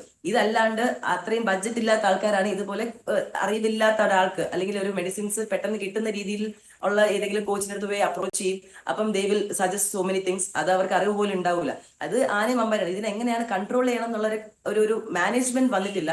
പക്ഷെ സാധാരണക്കാരിൽ ഒരു ബോഡി മെയിൻറ്റെയിൻ ചെയ്യാൻ വേണ്ടിയിട്ട് അല്ലെങ്കിൽ ചുമ്മാ ഷോ കാണിക്കാൻ വേണ്ടിയിട്ട് സ്റ്റിറോയിഡ്സ് എടുക്കുന്നതിലേക്ക് ഞാൻ കംപ്ലീറ്റ്ലി എതിരാണ്. അത് പ്രൊമോഷനും നമ്മളും ചെയ്യാറില്ല. ബോഡി ബിൽഡിംഗ് അസോസിയേഷനിലുള്ള ഒരാൾക്കാരും നമ്മൾ ചെയ്യാറില്ല. പക്ഷെ കോമ്പറ്റീഷൻ എന്നുള്ള രീതിയിൽ നമ്മൾ പ്രൊമോട്ട് ചെയ്യാറുണ്ട്. പ്രൊമോട്ട് സ്റ്റിറോയിഡ്സ് പ്രൊമോഷൻ അല്ല, സേഫ് ആയിട്ട് നിങ്ങൾ വരിക, കോമ്പറ്റീഷൻ ഓൺ സ്റ്റേജിൽ നന്നായി നിൽക്കുക. ഇത് മാത്രമേ നമ്മൾ പ്രൊമോഷൻ ചെയ്യാറുള്ളൂ. ഇത് ഇന്റർനാഷണൽ കോച്ചസിനെ വെച്ച് പ്രിപ്പയർ ചെയ്ത് കോമ്പറ്റീഷൻ ചെയ്യുന്ന ആൾക്കാരുണ്ട്. ശ്രേയ്ക്ക് ഇപ്പോൾ ഒരു ജിമ്മുണ്ട്, ഒരു ട്രെയിനറാണ്. ആ ഒരു എക്സ്പീരിയൻസ് എങ്ങനെയാണ്? അവിടേക്ക് വരുമ്പോൾ ആളുകൾ എങ്ങനെയാണ്? ഇത്തരം ഡിമാൻഡ്സുമായി വരുന്ന ആളുകളുണ്ട്. എനിക്ക് 1 മാസം കൊണ്ട് എൻ്റെ ബോഡി ഫിറ്റ് ആക്കണം അല്ലെങ്കിൽ ഇതുപോലെ ആക്കണം എന്നൊക്കെ പറഞ്ഞ് വരുന്നവരുണ്ടോ? ആളുകൾ ഇങ്ങോട്ട് വന്ന് പ്രിഫർ ചെയ്യുന്നുണ്ടോ ഇത്തരം സാധനങ്ങൾ? ഒബ്വിയസ്ലി ഫിറ്റ് ആവണം എന്ന് പറഞ്ഞ ആൾക്കാർ വരാറുണ്ട്. ഫിറ്റ് എന്ന് പറയുമ്പം ലൈക്ക് മെലിയണം, വണ്ണം വെക്കണം. ഇതിനൊരു ഷോർട്ടായിട്ട് ഇത്ര ദിവസം കൊണ്ട് 15 ദിവസം കൊണ്ട് 1 മാസം കൊണ്ട് ഞാൻ ഇങ്ങനെ ആക്കി തരാം. ഇങ്ങനത്തെ ഒരു ട്രാൻസ്ഫോർമേഷൻ വരുമ്പോഴാണ് ഷോർട്ട് കട്ട്സിലോട്ട് പോകുന്നത്. അപ്പൊ നമ്മൾ ലോങ് റണ്ണിൽ നല്ല ഭക്ഷണം കഴിക്കുക, നന്നായിട്ട് വർക്ക്ഔട്ട് ചെയ്യുക. ഈ മസിൽ അഡിക്ഷൻ, ഈ ബോഡി ബിൽഡിംഗ് അഡിക്ഷൻ എന്ന് പറഞ്ഞു വന്നാൽ മാത്രമേ ഇതുപോലത്തെ സ്റ്റിറോയിഡിക്കൽ സ്റ്റേജിലോട്ട് വരുന്നുള്ളൂ. പക്ഷെ ഞാൻ ആരെയും സ്റ്റിറോയിഡ്സിലോട്ട് ഇതുവരെ സോ ഫാർ കോമ്പറ്റീഷൻ എന്ന് പറഞ്ഞിട്ട് ആരും എന്റെ ജിമ്മിൽ വന്നിട്ടില്ല. ഞാൻ കോമ്പറ്റീഷൻ പറയുമ്പോൾ തന്നെ ഹാസാറ്റ്സിന്റെ ആദ്യത്തെ നെഗറ്റീവ് സാധനങ്ങൾ പറയും. ഇതൊക്കെയാണ് മൈൻഡ് ഇങ്ങനെയാവും, ഇത്രയും ഡയറ്റ് വേണം, ഇത്രയും ഡിസിപ്ലിൻ വേണം.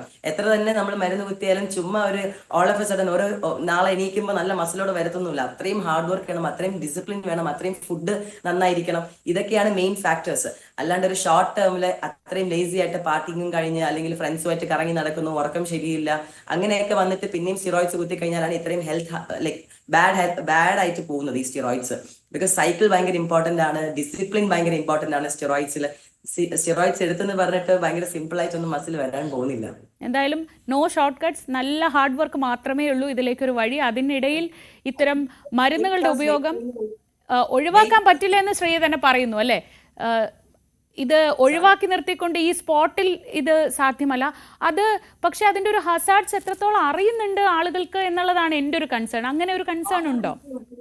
കംപ്ലീറ്റ്ലി എതിരാണ്. പക്ഷെ ഈ സ്പോർട്ടിന് ഇമ്പോർട്ടന്റ് ആണ്. ദയവേദി ഈ സ്പോർട്ടിന് വേണ്ടിയിട്ടെങ്കിലും ഈ കോമ്പറ്റീഷൻ സീസൺ സമയത്ത് ഇതുപോലത്തെ കാര്യങ്ങളിലേക്ക് നമുക്ക് വിഷമമാവുന്നുണ്ട്. അത്രയേ ഉള്ളൂ.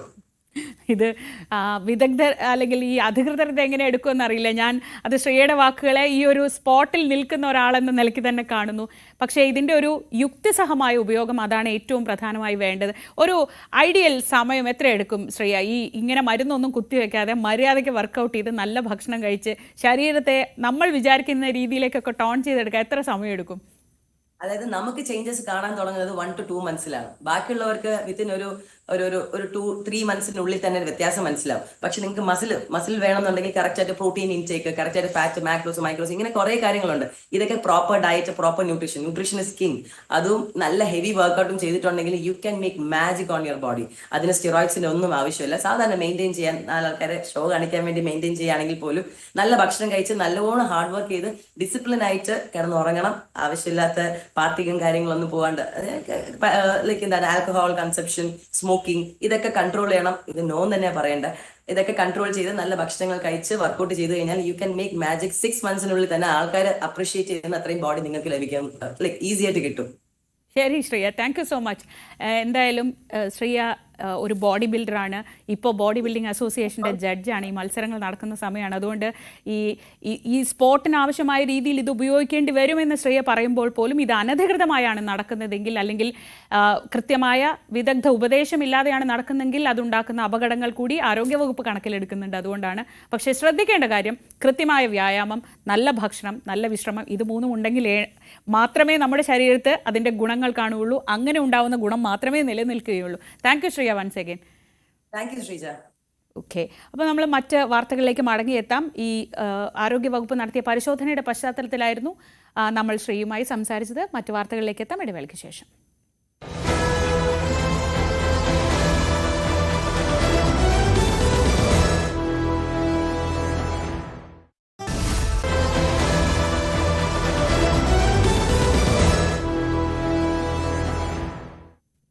രാവിലെ തുടരുന്നു. മഹാകുംഭമേളയ്ക്കിടെ തിക്കിലും തിരക്കിലും പെട്ട് അപകടം. 25ഓളം പേർക്ക് പരിക്കേറ്റു എന്നാണ് സൂചന. പരിക്കേറ്റവരുടെ എണ്ണം സ്ഥിരീകരിച്ചിട്ടില്ല. പ്രധാനമന്ത്രി നരേന്ദ്രമോദിയും ആഭ്യന്തരമന്ത്രി അമിത്ഷായും ഉത്തർപ്രദേശ് മുഖ്യമന്ത്രി യോഗി ആദിത്യനാഥിനെ ഫോണിൽ വിളിച്ച് സ്ഥിതിഗതികൾ വിലയിരുത്തി. രഞ്ജിത്ത് രാമേന്ദ്രൻ വിവരങ്ങളുമായി. രഞ്ജിത്ത്, നമ്മളെപ്പോഴും പറയാറുണ്ട് അവിടെ തിരക്ക് നിയന്ത്രിക്കാനുള്ള ക്രമീകരണങ്ങളെയൊക്കെ പറ്റി. രഞ്ജിത്ത് അവിടെ പോയ സമയത്തൊക്കെ നമ്മൾ പറയുമായിരുന്നു. ഇന്നിപ്പോൾ രണ്ടാമത്തെ ഷാഹി സ്നാനം. ആദ്യത്തെ ഷാഹി സ്നാനത്തിൻ്റെ സമയത്ത് രഞ്ജിത്ത് അവിടെ ഉണ്ടായിരുന്നു. രണ്ടാമത്തെ ഷാഹി സ്നാനം നടക്കുന്നതിന് മുന്നോടിയായിട്ടാണ് ഇങ്ങനെയൊരു തിക്കും തിരക്കും ഉണ്ടാവുന്നത്. പല വിവരങ്ങൾ പലയിടത്തു നിന്ന് പുറത്തു വരുന്നുണ്ട്. എങ്കിലും ഇതിൽ ഏറ്റവും ആധികാരികമായതേ നമുക്ക് പറയാൻ കഴിയൂ. എന്താണ് അങ്ങനെയുള്ള വിവരങ്ങൾ? ശ്രീജ പറഞ്ഞതുപോലെ ഈ മൗനി അമാവാസ്യ ദിവസമാണ്. അതാണ് ഈ കുംഭമേളയിലെ ഏറ്റവും വളരെ പ്രധാനപ്പെട്ട ഒരു ദിവസമായി കണക്കാക്കുന്നത്. ഈ ദിവസം നമ്മൾ UP സർക്കാരൊക്കെ നേരത്തെ പ്രതീക്ഷിക്കുന്നത് 10 കോടിയോളം ആളുകൾ ഈ ദിവസം മാത്രം വന്ന് സ്നാനം ചെയ്ത് മടങ്ങും എന്നുള്ളതാണ്. അതനുസരിച്ചുള്ള തിരക്കും ഈ കുംഭമേളയുമായി ബന്ധപ്പെട്ടുണ്ടായിരുന്നു. ഇന്നലെ രാത്രി 7:30 മുതൽ ഇന്ന് 5 മണി വരെയുള്ള ഈ വളരെ വിശിഷ്ടമായ സമയത്താണ് ഇത്രയധികം ആളുകൾ വന്നു പോകുന്നത് എന്നുള്ളതാണ് ഏറ്റവും പ്രധാനപ്പെട്ട കാര്യം. അതനുസരിച്ചുള്ള ക്രമീകരണങ്ങളും മറ്റും അവിടെ ഏർപ്പെടുത്തിയിരുന്നു. ഇപ്പോൾ അപകടമുണ്ടായിരിക്കുന്നത് ഈ വളരെ പ്രധാനപ്പെട്ട സ്ഥലമാണ്. അതായത് സംഗം എന്ന പ്രദേശം. അവിടെ ഗംഗയും യമുനയും ഒപ്പം സരസ്വതിയും സംഗമിക്കുന്ന ഒരു പ്രദേശം. അവിടെ സ്നാനം ചെയ്യുമ്പോഴാണ് ആളുകൾ പുണ്യമായി അത് കരുതുകയും മറ്റും ചെയ്യുന്നത്. അവിടെയാണ് ഇത്രയും വലിയ അപകടം സംഭവിച്ചിരിക്കുന്നത് എന്നുള്ളതാണ്. ഏതായാലും നമുക്ക് ലഭിക്കുന്ന വിവരം അനുസരിച്ച് വിദേശ മാധ്യമങ്ങളൊക്കെ BBC ഒക്കെ ഈ മരണത്തിന്റെ റിപ്പോർട്ടുകളൊക്കെ എണ്ണമൊക്കെ വളരെയധികം പെരുപ്പിച്ച് കാണിക്കുന്നുണ്ട് എങ്കിൽ പോലും ഏതാണ്ട് 15ഓളം ആളുകളുടെ നില അതീവ ഗുരുതരമാണ് എന്നുള്ള വിവരമാണ് നമുക്ക് ലഭ്യമാകുന്നത് എന്നുള്ളതാണ്. അതനുസരിച്ചുള്ള ക്രമീകരണങ്ങൾ അങ്ങനെയാണ്. ഏതാണ്ട് 30-35 പേർക്ക് പരിക്കേറ്റുണ്ട് എന്നുള്ള വിവരം കൂടി ലഭ്യമാകുന്നുണ്ട്. ഏതായാലും വലിയ ഒരു അപകടം എന്ന് വേണം കരുതാൻ. കാരണം ഇത്രയും ദിവസം ഈ കുംഭമേള നടന്നപ്പോൾ ഏതാണ്ട് 45 കോടിയോളം ആളുകൾ ഇങ്ങോട്ടേക്ക് വരും എന്നുള്ള കണക്കുകൂട്ടലാണ്. ഇതിനകം തന്നെ വന്നു പോയവരുടെ എണ്ണം ഏതാണ്ട് 12 കോടിയാണ് എന്ന് UP സർക്കാർ ഔദ്യോഗികമായി കണക്ക് കൂട്ടിയിരുന്നു. ഇന്ന് 29 മറ്റൊരു ഷാഹി സ്നാൻ എന്ന് പറയുന്നത് 3-നാണ്, വരുന്ന 3-ാം തീയതിയാണ്. ആ ദിവസങ്ങളിൽ കൂടുതൽ ഭക്തരെത്തും എന്നും അതനുസരിച്ചുള്ള കണക്കുകൂട്ടലും മറ്റും UP സർക്കാരും മറ്റും നടത്തിയിരുന്നു. അതിനനുസരിച്ചുള്ള ക്രമീകരണങ്ങൾ ചെയ്തിരുന്നു. പക്ഷേ ഇപ്പോൾ അപ്രതീക്ഷിതമായി ഇത്രയധികം ആളുകൾ ഇങ്ങോട്ടേക്ക് വരികയും ഈ കുറഞ്ഞ സമയത്തിനുള്ളിൽ ഏതാണ്ട് ഒരു 10-18 മണിക്കൂറിനുള്ളിൽ സ്നാനം നടത്തി മടങ്ങാനുള്ള തത്രപ്പാടിനിടെ ഈ വലിയ അപകടം സംഭവിക്കുകയായിരുന്നു എന്നുമാണ് നമുക്ക് ലഭിക്കുന്ന വിവരം. മറ്റൊരു പ്രധാനപ്പെട്ട കാര്യം, കഴിഞ്ഞ കുറേ ദിവസങ്ങളായി, അതായത് കഴിഞ്ഞ 3 ദിവസങ്ങളിലായി അനവധി തീർത്ഥാടകർ ഇങ്ങോട്ടേക്ക് വരുന്നുണ്ട്. ഇവരാരും മടങ്ങുന്നില്ല എന്നുള്ളതാണ് ഏറ്റവും പ്രധാനപ്പെട്ട കാര്യം.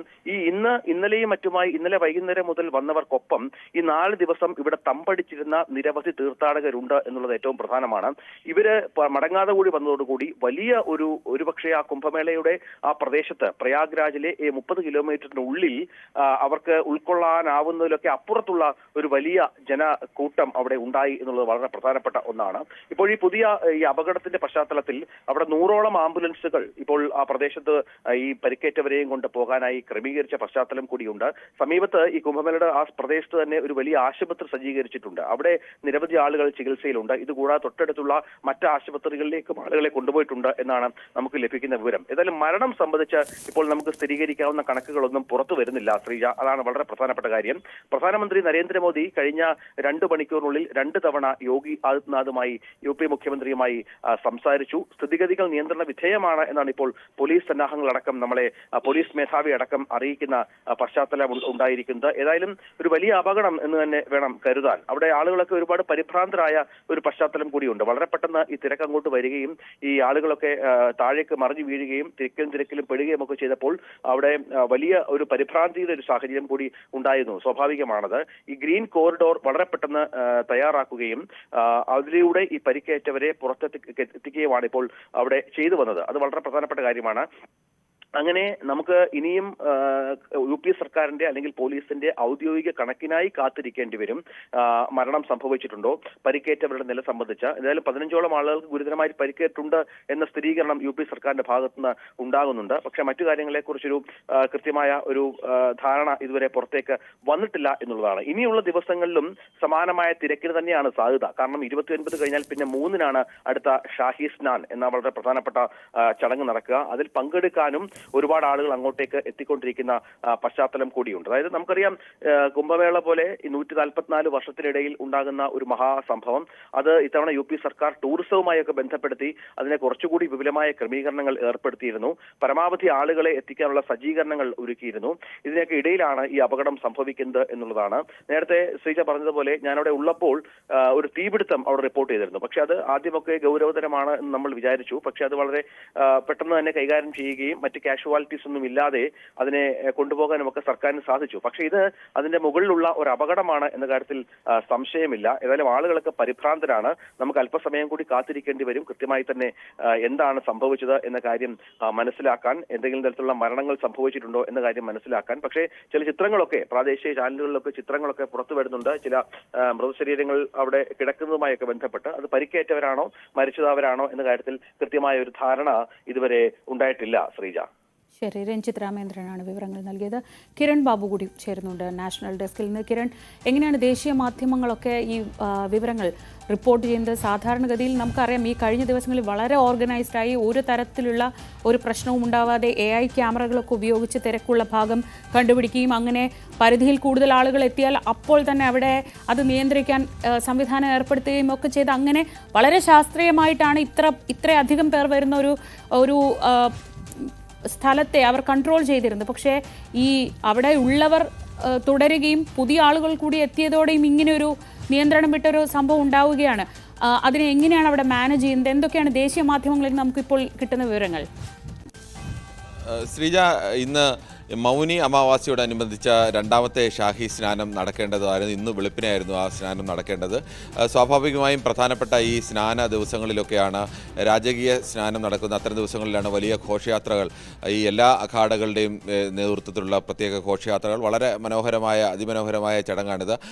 ആയിരക്കണക്കിന് പേർ ഓരോന്നിനും ഒപ്പം കാണും. വലിയ രഥങ്ങളിലുമൊക്കെ പ്രത്യേകം അലങ്കരിച്ച രഥങ്ങളും അതിനൊപ്പം തന്നെ പലതരത്തിലുള്ള സന്യാസിമാർ, നാഗസന്യാസിമാരും അങ്ങനെ പല സന്യാസിമാരുടെ വലിയ നിരയൊക്കെ ആയിട്ട് വലിയ ആഘോഷപൂർവ്വം വരുന്ന സ്നാനങ്ങളാണ് ഷാഹി സ്നാനങ്ങൾ.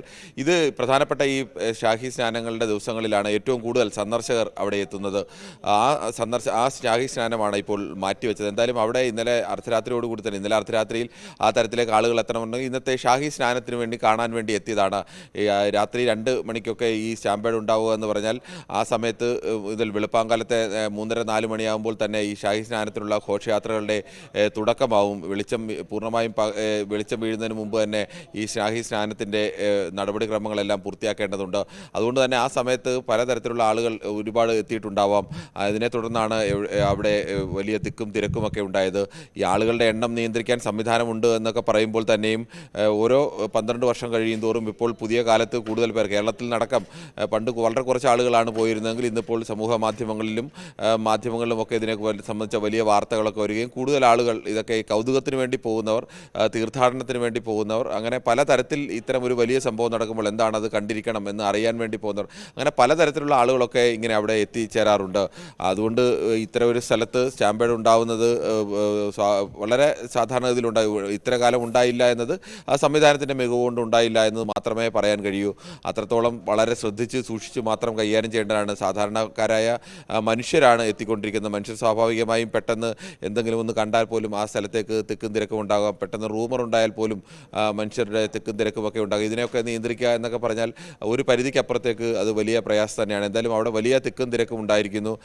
ഔദ്യോഗികമായി ആരുടെയും മരണം ഇതുവരെയും റിപ്പോർട്ട് ചെയ്തിട്ടില്ല. പക്ഷേ ദേശീയ മാധ്യമങ്ങളടക്കം അല്ലെങ്കിൽ ഇൻ്റർനാഷണൽ മാധ്യമങ്ങളടക്കം BBC അടക്കമുള്ള മാധ്യമങ്ങളടക്കം അവിടെ പലരും മരിച്ചതായുള്ള സംശയങ്ങളൊക്കെ പ്രകടിപ്പിക്കുന്നുണ്ട്. ഇത്രയും വലിയൊരു സ്ഥലത്ത് അത്രയും വലിയൊരു ആൾക്കൂട്ടത്തിനിടയിൽ ഒരു തിക്കും തിരക്കും ഉണ്ടായാൽ സ്വാഭാവികമായും അത്തരം മരണങ്ങളും നിരവധി പേർക്ക് പരിക്കും. നിരവധി പേർക്ക് പരിക്കേറ്റ നിരവധി പേരെയും കൊണ്ട് ആശുപത്രിയിലൊക്കെ എത്തിച്ചിട്ടുണ്ട്.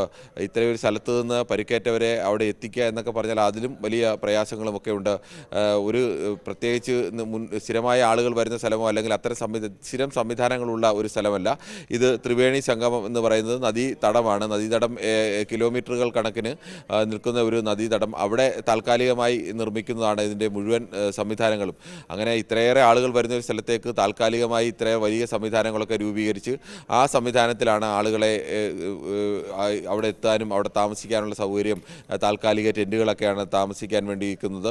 ഈ അഖാഡകളെല്ലാം തന്നെ സന്യാസി സമൂഹങ്ങൾ വന്നിട്ട് പ്രധാനപ്പെട്ട അഖാഡകൾ അവരുടെ നേതൃത്വത്തിലുള്ള ആളുകൾക്ക് സൗജന്യമായി ഭക്ഷണം വിതരണം ചെയ്യാൻ ഓരോ അഖാഡകളുടെ നേതൃത്വത്തിലുള്ള പ്രത്യേക ഭക്ഷണപ്പുരകളൊക്കെ തന്നെ വലിയ എത്രയോ ഈ പറയുന്നത് പോലെ ലക്ഷക്കണക്കിന് ആളുകൾ വരുന്നത് ആ ആളുകൾക്കെല്ലാം ഭക്ഷണം കൊടുക്കാൻ കഴിയുന്ന തരത്തിലേക്ക് അത്ര വലിയ ഭക്ഷണപ്പുരകളും ഒക്കെയാണ്. രാവിലത്തെ ഭക്ഷണം, ഉച്ചക്കത്തെ, വൈകുന്നേരത്തെ ഒക്കെ ഭക്ഷണത്തിനുള്ള സൗകര്യങ്ങൾ അതെല്ലാം ഒരുക്കിയിട്ടുണ്ട്. അപ്പോൾ ഇതിനിടയിലേക്കൊക്കെ താൽക്കാലികമായി ഉണ്ടാക്കിയ സംവിധാനത്തിനിടയിലേക്ക് ഒരു തിക്കും തിരക്കും വന്നാൽ പലതരത്തിലുള്ള അപകടങ്ങൾ ഉണ്ടാകാൻ സാധ്യതയുണ്ട്. എന്തായാലും ഇതുവരെയും അങ്ങനെ കാര്യമായ അപകടങ്ങൾ ഉണ്ടാവാതെ മുന്നോട്ട് പോയി. പക്ഷേ ഇന്നലെ അങ്ങനെ ഒരു തിക്കും തിരക്കും ഉണ്ടായി.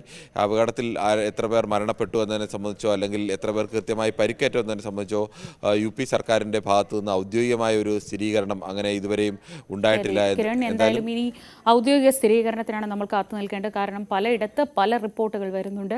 പക്ഷേ എന്താണ് സംഭവിച്ചത്, എന്തെങ്കിലും തരത്തിലുള്ള കാഷ്വാലിറ്റീസ് ഉണ്ടായിട്ടുണ്ടോ എന്നൊക്കെ അറിയാൻ ഔദ്യോഗിക സ്ഥിരീകരണത്തിന് നമുക്ക് കാത്തിരിക്കാം. ഇത്രയേറെ ആളുകൾ വരുന്നൊരു സ്ഥലമാണ്. പരമാവധി ശ്രദ്ധിച്ചുകൊണ്ടാണ് അവിടെ കാര്യങ്ങൾ ഇതുവരെ നടന്നിരുന്നത്. പക്ഷേ ഈ ഇന്നത്തെ മൗനി അമാവാസിയുമായി ബന്ധപ്പെട്ടുണ്ടായ തിരക്കിലാണ് കാര്യങ്ങൾ നിയന്ത്രണം വിട്ട് പോയത്.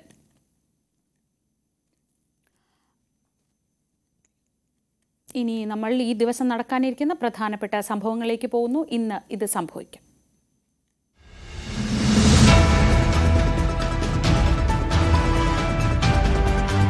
നെന്മാറ ഇരട്ടക്കൊലക്കേസ് പ്രതി ചെന്താമരയെ ഇന്ന് കോടതിയിൽ ഹാജരാക്കും. 2 പകലും 2 രാത്രിയും നീണ്ട തെരച്ചിലിനൊടുവിലാണ് പ്രതി പിടിയിലായത്.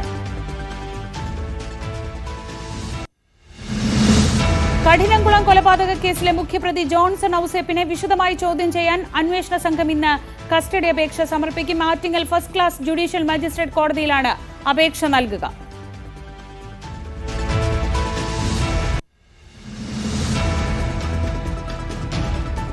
TP ചന്ദ്രശേഖരൻ കൊലക്കേസിൽ പരോളിലിറങ്ങിയ കൊടി സുനി കണ്ണൂർ സെൻട്രൽ ജയിലിൽ ഇന്ന് ഹാജരാകണം. സുനി പ്രതിയായ ഇരട്ടക്കൊലക്കേസ് വിചാരണ തലശ്ശേരി അഡീഷണൽ ജില്ലാ കോടതിക്ക് മുന്നിൽ നടക്കുന്നതിനാൽ കണ്ണൂർ സെൻട്രൽ ജയിലിൽ ഹാജരാകാൻ അനുവദിക്കണമെന്നാവശ്യപ്പെട്ട് നൽകിയ ഹർജിയിലാണ് ഉത്തരവ്.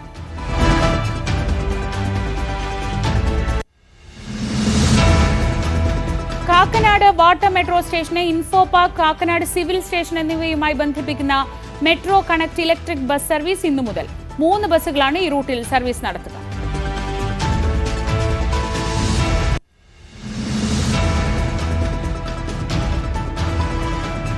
മുനമ്പം ജുഡീഷ്യൽ കമ്മീഷന്റെ നിയമനം ചോദ്യം ചെയ്ത് നൽകിയ ഹർജി ഇന്ന് ഹൈക്കോടതി പരിഗണിക്കും. ഹർജിയിൽ ജുഡീഷ്യൽ കമ്മീഷനെ നിയോഗിക്കാനുള്ള അധികാരം സംബന്ധിച്ച് സംസ്ഥാന സർക്കാർ വിശദീകരണം നൽകും.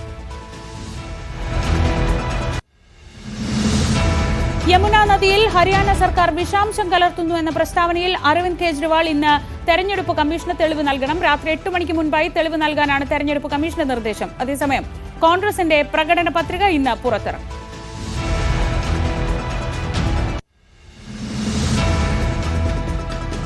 കർണാടക ഉപമുഖ്യമന്ത്രി DK ശിവകുമാറിനെതിരായ ആദായ നികുതി വകുപ്പ് കേസ് സുപ്രീം കോടതി ഇന്ന് പരിഗണിക്കും.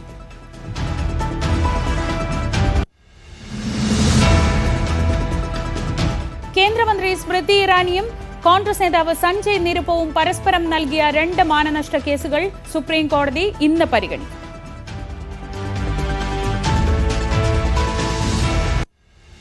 പരീക്ഷകളിൽ കോപ്പിയടി തടയുന്നതിനായി വിവിധ സംസ്ഥാനങ്ങളിൽ ഇന്റർനെറ്റ് വിച്ഛേദിച്ചതിനെ ചോദ്യം ചെയ്യുന്ന ഹർജി ഇന്ന് സുപ്രീം കോടതിക്ക് മുന്നിൽ.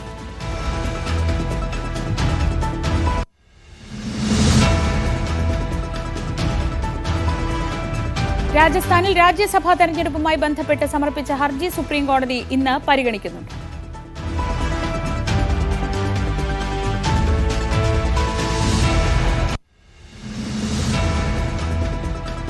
ദേശീയ ഗെയിംസിൽ കേരളത്തിന്റെ മെഡൽ പ്രതീക്ഷയായി നീന്തൽ താരം സജൻ പ്രകാശ് ഇന്നിറങ്ങും. പുരുഷ വിഭാഗം 200 metre freestyle, 100 metre butterfly stroke എന്നീ മത്സരങ്ങളിലാണ് സജൻ മത്സരിക്കുന്നത്.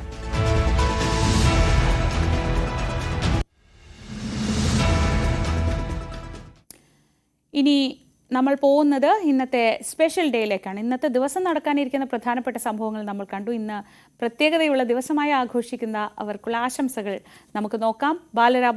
ബാലരാമപുരം സ്വദേശികളായ ദിവ്യയുടെയും സുദർശന്റെയും മകൾ ഇതളിന്റെ 1ാം പിറന്നാളാണ് ഇന്ന്. ഹാപ്പി ബർത്ത്ഡേ ഇതൾ.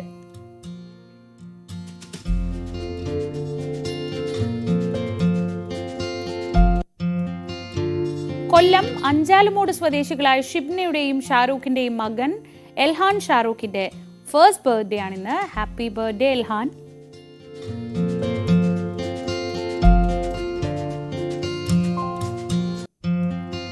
ആലപ്പുഴ സ്വദേശി ആനോൺ സെബാസ്റ്റ്യന്റെ പിറന്നാളാണിന്ന്. Happy birthday anion.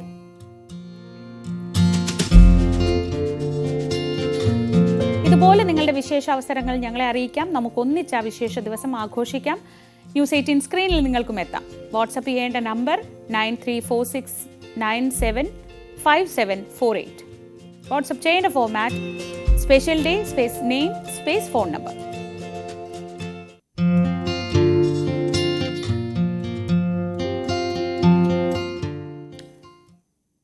ഇനി നമ്മൾ പോകുന്നത് ഈ ദിവസത്തെ വളരെ പ്രധാനപ്പെട്ട ഒരു ദിവസമാണിന്ന്. നമ്മൾ കണ്ടതാണ് രാവിലെ തന്നെ നെന്മാറ കൊലപാതകം, കഠിനംകുളം കൊലപാതകം, ഈ കേസുകളിലൊക്കെ വളരെ പ്രധാനപ്പെട്ട ദിവസം. ഇതുമായി ബന്ധപ്പെട്ട വാർത്തകളിലേക്കാണ് ജാഗ്രത.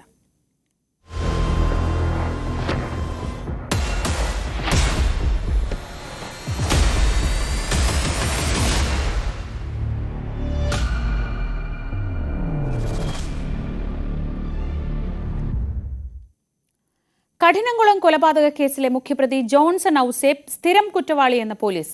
ജോൺസനെ വിശദമായി ചോദ്യം ചെയ്യാനായി അന്വേഷണ സംഘം ഇന്ന് കസ്റ്റഡി അപേക്ഷ സമർപ്പിക്കും. Attingal first class judicial magistrate കോടതി റിമാൻഡ് ചെയ്ത പ്രതിയെ ആറ്റിങ്ങൽ സബ് ജയിലിലാണ് ഇപ്പോൾ പാർപ്പിച്ചിരിക്കുന്നത്. എറണാകുളം, കോട്ടയം ജില്ലകളിലെ വിവിധ സ്റ്റേഷനുകളിലായി ജോൺസൺ ഔസേപ്പിന്റെ പേരിൽ അടിപിടി കേസുകളും മോഷണ കേസുകളും ഉണ്ടായിരുന്നതായാണ് അന്വേഷണ സംഘത്തിന്റെ കണ്ടെത്തൽ. ഈ ക്രിമിനൽ പശ്ചാത്തലം അറിയാതെയാണ് പ്രതിയുമായി കൊല്ലപ്പെട്ട ആതിര അടുപ്പത്തിലായത്. യുവതിയെ കൊലപ്പെടുത്താൻ ഉപയോഗിച്ച സ്റ്റീൽ കത്തി വാങ്ങിയ ചിറയൻകീഴ് വലിയ കടയിലെ വ്യാപാര സ്ഥാപനത്തിലും രക്തക്കറ പുരണ്ട ജീൻസ് ഉൾപ്പെടെയുള്ള വസ്ത്രങ്ങൾ ഉപേക്ഷിച്ച ചിറയൻകീഴ് റെയിൽവേ സ്റ്റേഷന് സമീപത്തെ ഉപേക്ഷിക്കപ്പെട്ട സ്ലാബിന് സമീപത്തും പ്രതിയുമായി എത്തി പോലീസ് തെളിവെടുപ്പ് നടത്തി. തുടർന്നാണ് Attingal first class judicial magistrate കോടതിയിൽ ഹാജരാക്കിയ പ്രതിയെ 14 ദിവസത്തേക്ക് റിമാൻഡ് ചെയ്തത്. പ്രതിയെ കസ്റ്റഡിയിൽ വാങ്ങിയ ശേഷം തിരിച്ചറിയൽ പരേഡ് പൂർത്തിയാക്കാനാണ് പോലീസിന്റെ നീക്കം. തുടർന്നാകും കൊലപാതകം നടന്ന കഠിനംകുളത്തെ ആതിരയുടെ വീട്ടിലെത്തി തെളിവെടുപ്പ് നടത്തുക. ജനരോഷമുണ്ടാകാനുള്ള സാധ്യത കണക്കിലെടുത്ത് കനത്ത പോലീസ് സുരക്ഷയിലാകും പ്രതിയെ സംഭവസ്ഥലത്ത് എത്തിക്കുക.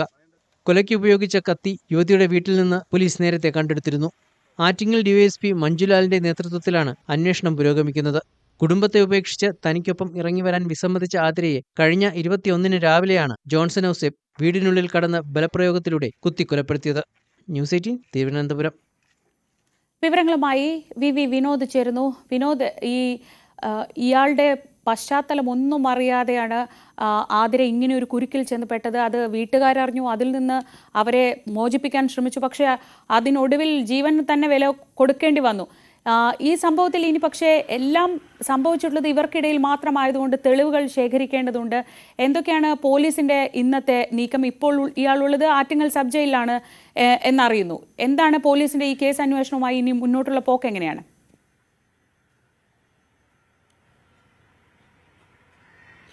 തെളിവെടുപ്പ് പൂർണ്ണമായും പൂർത്തിയാക്കേണ്ടതുണ്ട്. കഴിഞ്ഞ ദിവസം ചിറയൻകീഴ് കത്തി വാങ്ങിയ കടയിലും അതോടൊപ്പം തന്നെ വസ്ത്രം ഉപേക്ഷിച്ച സ്ഥലത്തുമൊക്കെ തെളിവെടുപ്പ് നടത്തിയെങ്കിലും പ്രധാനമായി ഈ കൃത്യം നടന്ന സ്ഥലത്താണ് തെളിവെടുപ്പ് നടത്തേണ്ടത്. അതിന് പ്രതിയെ കസ്റ്റഡിയിൽ വാങ്ങേണ്ടതുണ്ട്. അതിനുള്ള കസ്റ്റഡി അപേക്ഷ ഇന്ന് പോലീസ് അന്വേഷണ സംഘം കോടതിയിൽ സമർപ്പിക്കും. അതിനുശേഷം കസ്റ്റഡിയിൽ ലഭിച്ച ശേഷം ആയിരിക്കും ഈ തരത്തിലുള്ള തെളിവെടുപ്പ് പൂർത്തിയാക്കുക. മറ്റൊരു കാര്യം, ഈ കസ്റ്റഡി അപേക്ഷയിലും റിമാൻഡ് റിപ്പോർട്ടിലുമായി സൂചിപ്പിക്കുന്നത് ഇയാൾക്ക് ക്രിമിനൽ പശ്ചാത്തലമുണ്ട് എന്ന കാര്യം തന്നെയാണ്. നേരത്തെ തന്നെ ചില കേസുകളിൽ ഇയാൾ ഉൾപ്പെട്ടിരുന്നു. കോട്ടയം, എറണാകുളം ജില്ലകളിൽ ഉൾപ്പെട്ട അടിപിടി കേസുകൾ, മോഷണ കേസുകൾ, ഇതിലെല്ലാം തന്നെ ഈ പ്രതി ഉൾപ്പെട്ടിട്ടുണ്ട് എന്ന ഒരു കാര്യമാണ്. കൊല്ലം സ്വദേശിയാണ്, ദളവാപുരം സ്വദേശിയാണ്. അവിടെ തന്നെ ചില ക്രിമിനൽ പശ്ചാത്തലമുണ്ട്. വളരെ ചെറുപ്പത്തിലെ അവിടെ നിന്ന് കൊച്ചിയിലേക്ക് പോയെങ്കിൽ തന്നെ ഈ ജന്മനാട്ടിൽ തന്നെ ചില ക്രിമിനൽ ആക്ടിവിറ്റിയിൽ ഏർപ്പെട്ടിരുന്നു എന്ന സൂചനകൾ നേരത്തെ തന്നെ ലഭിച്ചിരുന്നു. അതിനുശേഷം ഈ സൈക്കോ ഔസേപ്പ് എന്നാണ് അറിയപ്പെടുന്നത്.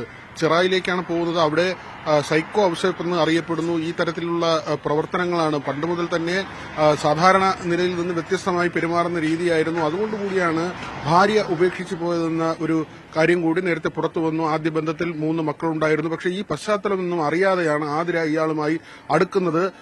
മറ്റൊരു വനിതാ സുഹൃത്ത് കൂടി ഇവരുടെ ഗ്രൂപ്പിലുണ്ടായിരുന്നു. പക്ഷേ ആ സുഹൃത്ത് പിന്നീട് പിന്മാറി. ഇയാളുടെ സ്വഭാവത്തിലെ ഈ കുഴപ്പം കാരണം തന്നെയാണ് അത് തിരിച്ചറിഞ്ഞ് അവർ അതിൽ നിന്ന് പിന്മാറുകയായിരുന്നു. എന്നാൽ ഇതേ ഗ്രൂപ്പിൽ റീൽസുകൾ ഇട്ടുകൊണ്ട് ആതിരയും ജോൺസണും സൗഹൃദം തുടർന്നു. അതാണ് പിന്നീട് വഴിവിട്ട നിലയിലേക്ക് പോകുന്നത്. പിന്നീട് കൊലപാതകത്തിൽ കലാശിച്ചതും ഈ പൂജാരിയായ ഭർത്താവിന് ഈ വിവരം അറിയാമായിരുന്നു. അദ്ദേഹം ഇത് തടയാൻ ശ്രമിച്ചു.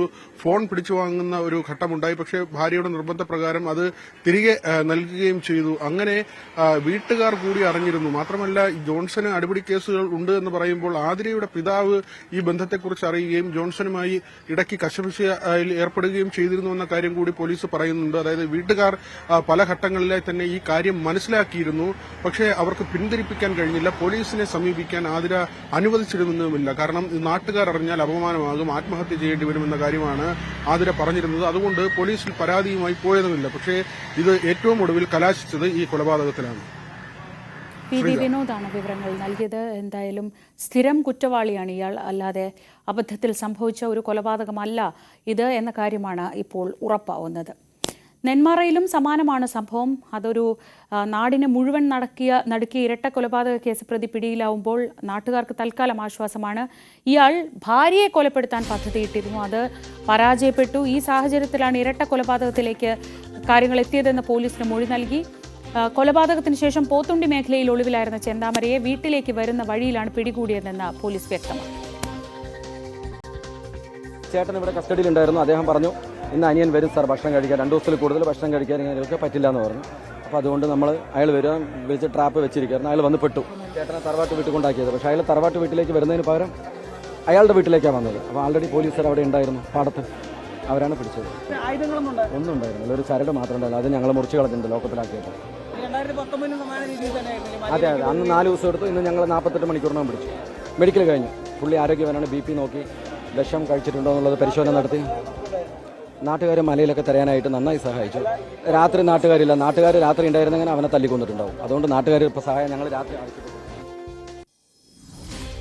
ഇയാളെ വീട്ടിലേക്ക് വരുന്ന വഴിയിലാണ് പിടികൂടിയതെന്നാണ് പോലീസ് പറയുന്നത്. കൂടുതൽ വിവരങ്ങളുമായി അനുമോദ് ചേരുന്നുണ്ട്. അനുമോദ്, വളരെ തന്ത്രപരമായി തന്നെ പോലീസ് ഇക്കാര്യത്തിൽ നീങ്ങിയ ആദ്യഘട്ടത്തിൽ പോലീസിന് നേർക്ക് ഒരുപാട് ആരോപണങ്ങളൊക്കെ ഉണ്ടായ ഒരു സാഹചര്യത്തിൽ രണ്ടാം ഘട്ടം ഈ ഇരട്ട കൊലപാതകം നടത്തിയതിനു ശേഷമുള്ളൊരു ഘട്ടത്തിൽ പോലീസ് അതീവ ജാഗ്രതയോടെ ബുദ്ധിപരമായി തന്നെ നീങ്ങി.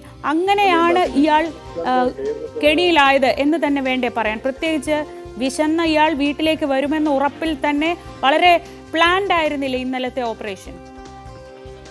പോലീസിന്റെ ഇതുവരെയുള്ള വിശദീകരണ പ്രകാരം കൃത്യമായ പദ്ധതിയാണ് പോലീസ് ഇയാളെ കുടുക്കാൻ ഇട്ടത്. ഇന്നലെ പോത്തുണ്ടിയിൽ നടത്തിയ മാസായിട്ടുള്ള തെരച്ചിൽ അതുപോലും ജനങ്ങളുടെ ശ്രദ്ധ തിരിക്കുവാനും ഇയാളെ കസ്റ്റഡിയിലേക്ക് സുരക്ഷിതമായിട്ട് കൊണ്ടുവരാനുള്ള ഒരു തന്ത്രമാണ് എന്ന് വേണം വിലയിരുത്തുവാൻ. അത് പോലീസിന്റെ വാക്കുകളിൽ തന്നെ അത് വ്യക്തമാണ്. കാരണം ഇയാളെ ജനങ്ങളെ കൈ കിട്ടിയാൽ ചിലപ്പോൾ കൊന്നുകളഞ്ഞെന്ന് പറയുമ്പോൾ ഇയാളെക്കെതിരെയുള്ള ജനരോഷം പോലീസിന് കൃത്യമായിട്ട് അറിയാമായിരുന്നു. അതുകൊണ്ട് തന്നെ ആളുകളെ മറ്റൊരിടത്തേക്ക് ആളുകളെ എല്ലാം ശ്രദ്ധ കൊണ്ടുവന്ന് ഇയാൾ വീട്ടിലേക്ക് വരുമെന്ന അല്ലെങ്കിൽ ഇയാൾ വരുമെന്ന് ഉറപ്പുള്ള സ്ഥലങ്ങളിൽ പോലീസ് കൃത്യമായി ക്യാമ്പ് ചെയ്ത് ആ ഒരു കുരുക്കിൽ അയാളെ വീഴ്ത്തി എന്ന് വേണം നമുക്ക് ഈ ഘട്ടത്തിൽ വിലയിരുത്താൻ. എന്തായാലും അയാളെ കസ്റ്റഡിയിലെടുത്ത ശേഷം വലിയ ജനരോഷമാണ് ഉയർന്നത്. നേരത്തെ നെന്മാറ പോലീസ് സ്റ്റേഷനിലേക്ക് അയാൾ കൊണ്ടുവന്നത്. പക്ഷെ അവിടെ നമ്മൾ ഇന്നലെ രാത്രി കണ്ടതാണ്, ജനങ്ങളൊക്കെ വളരെ ക്ഷോഭത്തോടെ രോഷത്തോടെ അയാൾക്കെതിരെ അയാളുടെ സ്റ്റേഷൻ മുമ്പിലെത്തുകയും അയാളെ വിട്ടുതരാൻ വേണ്ടി വലിയ പ്രതിഷേധം നടത്തുകയൊക്കെ ചെയ്യുന്നത് കണ്ടതാണ്. തുടർന്നാണ് അയാളെ ആലത്തൂർ ഡിവൈഎസ്പി ഓഫീസിലേക്ക് മാറ്റി. ഇപ്പോൾ ആലത്തൂർ പോലീസ് സ്റ്റേഷനിലാണ് അയാളുള്ളത്. ഇപ്പോൾ ഏറ്റവും പ്രധാനപ്പെട്ട ഒരു കാര്യം, ഇന്നലെ രാത്രി അയാളുടെ മൊഴി രേഖപ്പെടുത്തിയിട്ടുണ്ട്. അതിൽ മകന്റെയും തന്റെ മകളുടെയും ഭർത്താവിന്റെയും അതുപോലെ തന്റെ ഭാര്യയും കൊല്ലാൻ അയാൾ പദ്ധതിയിട്ടിരുന്നു എന്നതായിട്ട് വെളിപ്പെടുത്തിയിട്ടുണ്ട്. തന്റെ ജീവൻ നശിപ്പിച്ചവർക്ക് എതിരെയുള്ള പ്രതികാരമാണിതെന്നും അയാൾ പറഞ്ഞിട്ടുണ്ട്. അപ്പോൾ ചെയ്ത കുറ്റത്തിലൊന്നും ഒരു തരിമ്പ് പോലും വിഷമമില്ല എന്ന ഒരു മനോനിലയാണ് പ്രതിക്കുള്ളതെന്ന് നേരത്തെ തന്നെ വ്യക്തമായിരുന്നു. ഇനിയിപ്പോൾ അദ്ദേഹത്തെ പ്രതിയെ 11 മണിക്ക് ശേഷമായിരിക്കും കോടതിയിൽ ഹാജരാക്കുക. അതിനു മുൻപ് പാലക്കാട് SP ഇക്കാര്യത്തിൽ വാർത്താ സമ്മേളനം നടത്തും. 11 മണിക്കാണ് അദ്ദേഹം വാർത്താ സമ്മേളനം വിളിച്ചിരിക്കുന്നത്. ആലത്തൂർ കോടതിയിലാണ് പ്രതിയെ ഹാജരാക്കുക. തുടർന്ന് എന്നായിരിക്കും ഇയാളെ കസ്റ്റഡിയിൽ വാങ്ങി തെളിവെടുപ്പടക്കമുള്ള നാട്ടിൽ കൊണ്ടുപോകുക എന്നുള്ളതൊക്കെ കണ്ടു തന്നെ അറിയേണ്ടതാണ്. ഏറ്റവും പ്രധാനപ്പെട്ട ഒരു കാര്യം, പ്രതി പിടിയിലായിട്ടുണ്ട് എന്നുള്ളതാണ്. പ്രതിക്ക് ചെയ്ത കുറ്റത്തിൽ ഒരു തരിമ്പ് വിഷമം പോലും ഇല്ല. താൻ കൂടുതൽ പേരെ കൊല്ലുവാൻ, തന്റെ ജീവൻ നശിപ്പിച്ചവർക്കെതിരെയുള്ള നടപടി എടുക്കുമെന്ന് തന്നെ അയാൾ വീണ്ടും വീണ്ടും ആവർത്തിച്ച് പറയുന്ന ഒരു സാഹചര്യം.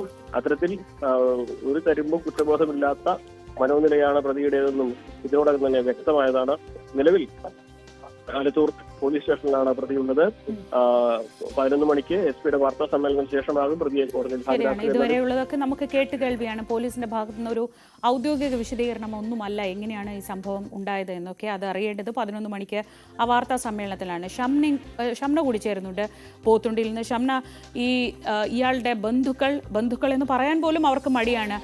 ബന്ധുക്കൾ ഒപ്പം നാട്ടുകാരൊക്കെ ഷംനയോട് പ്രതികരിക്കുന്നുണ്ട്. ഷംന ആ വീടിന് പരിസരത്ത് നിൽക്കുമ്പോൾ ഇയാളെ കൊല്ലണം, ഇത് പരിഷ്കൃത സമൂഹത്തിന് ചേർന്നതല്ല, ഒരാൾക്ക് വധശിക്ഷ കൊടുക്കണമെന്ന വാദം. പക്ഷേ ഇതുപോലൊരു സൈക്കോ ക്രിമിനൽ ഇനി പുറത്തിറങ്ങരുത് എന്ന് തന്നെയല്ലേ നാട്ടുകാർ പറയുന്നത്?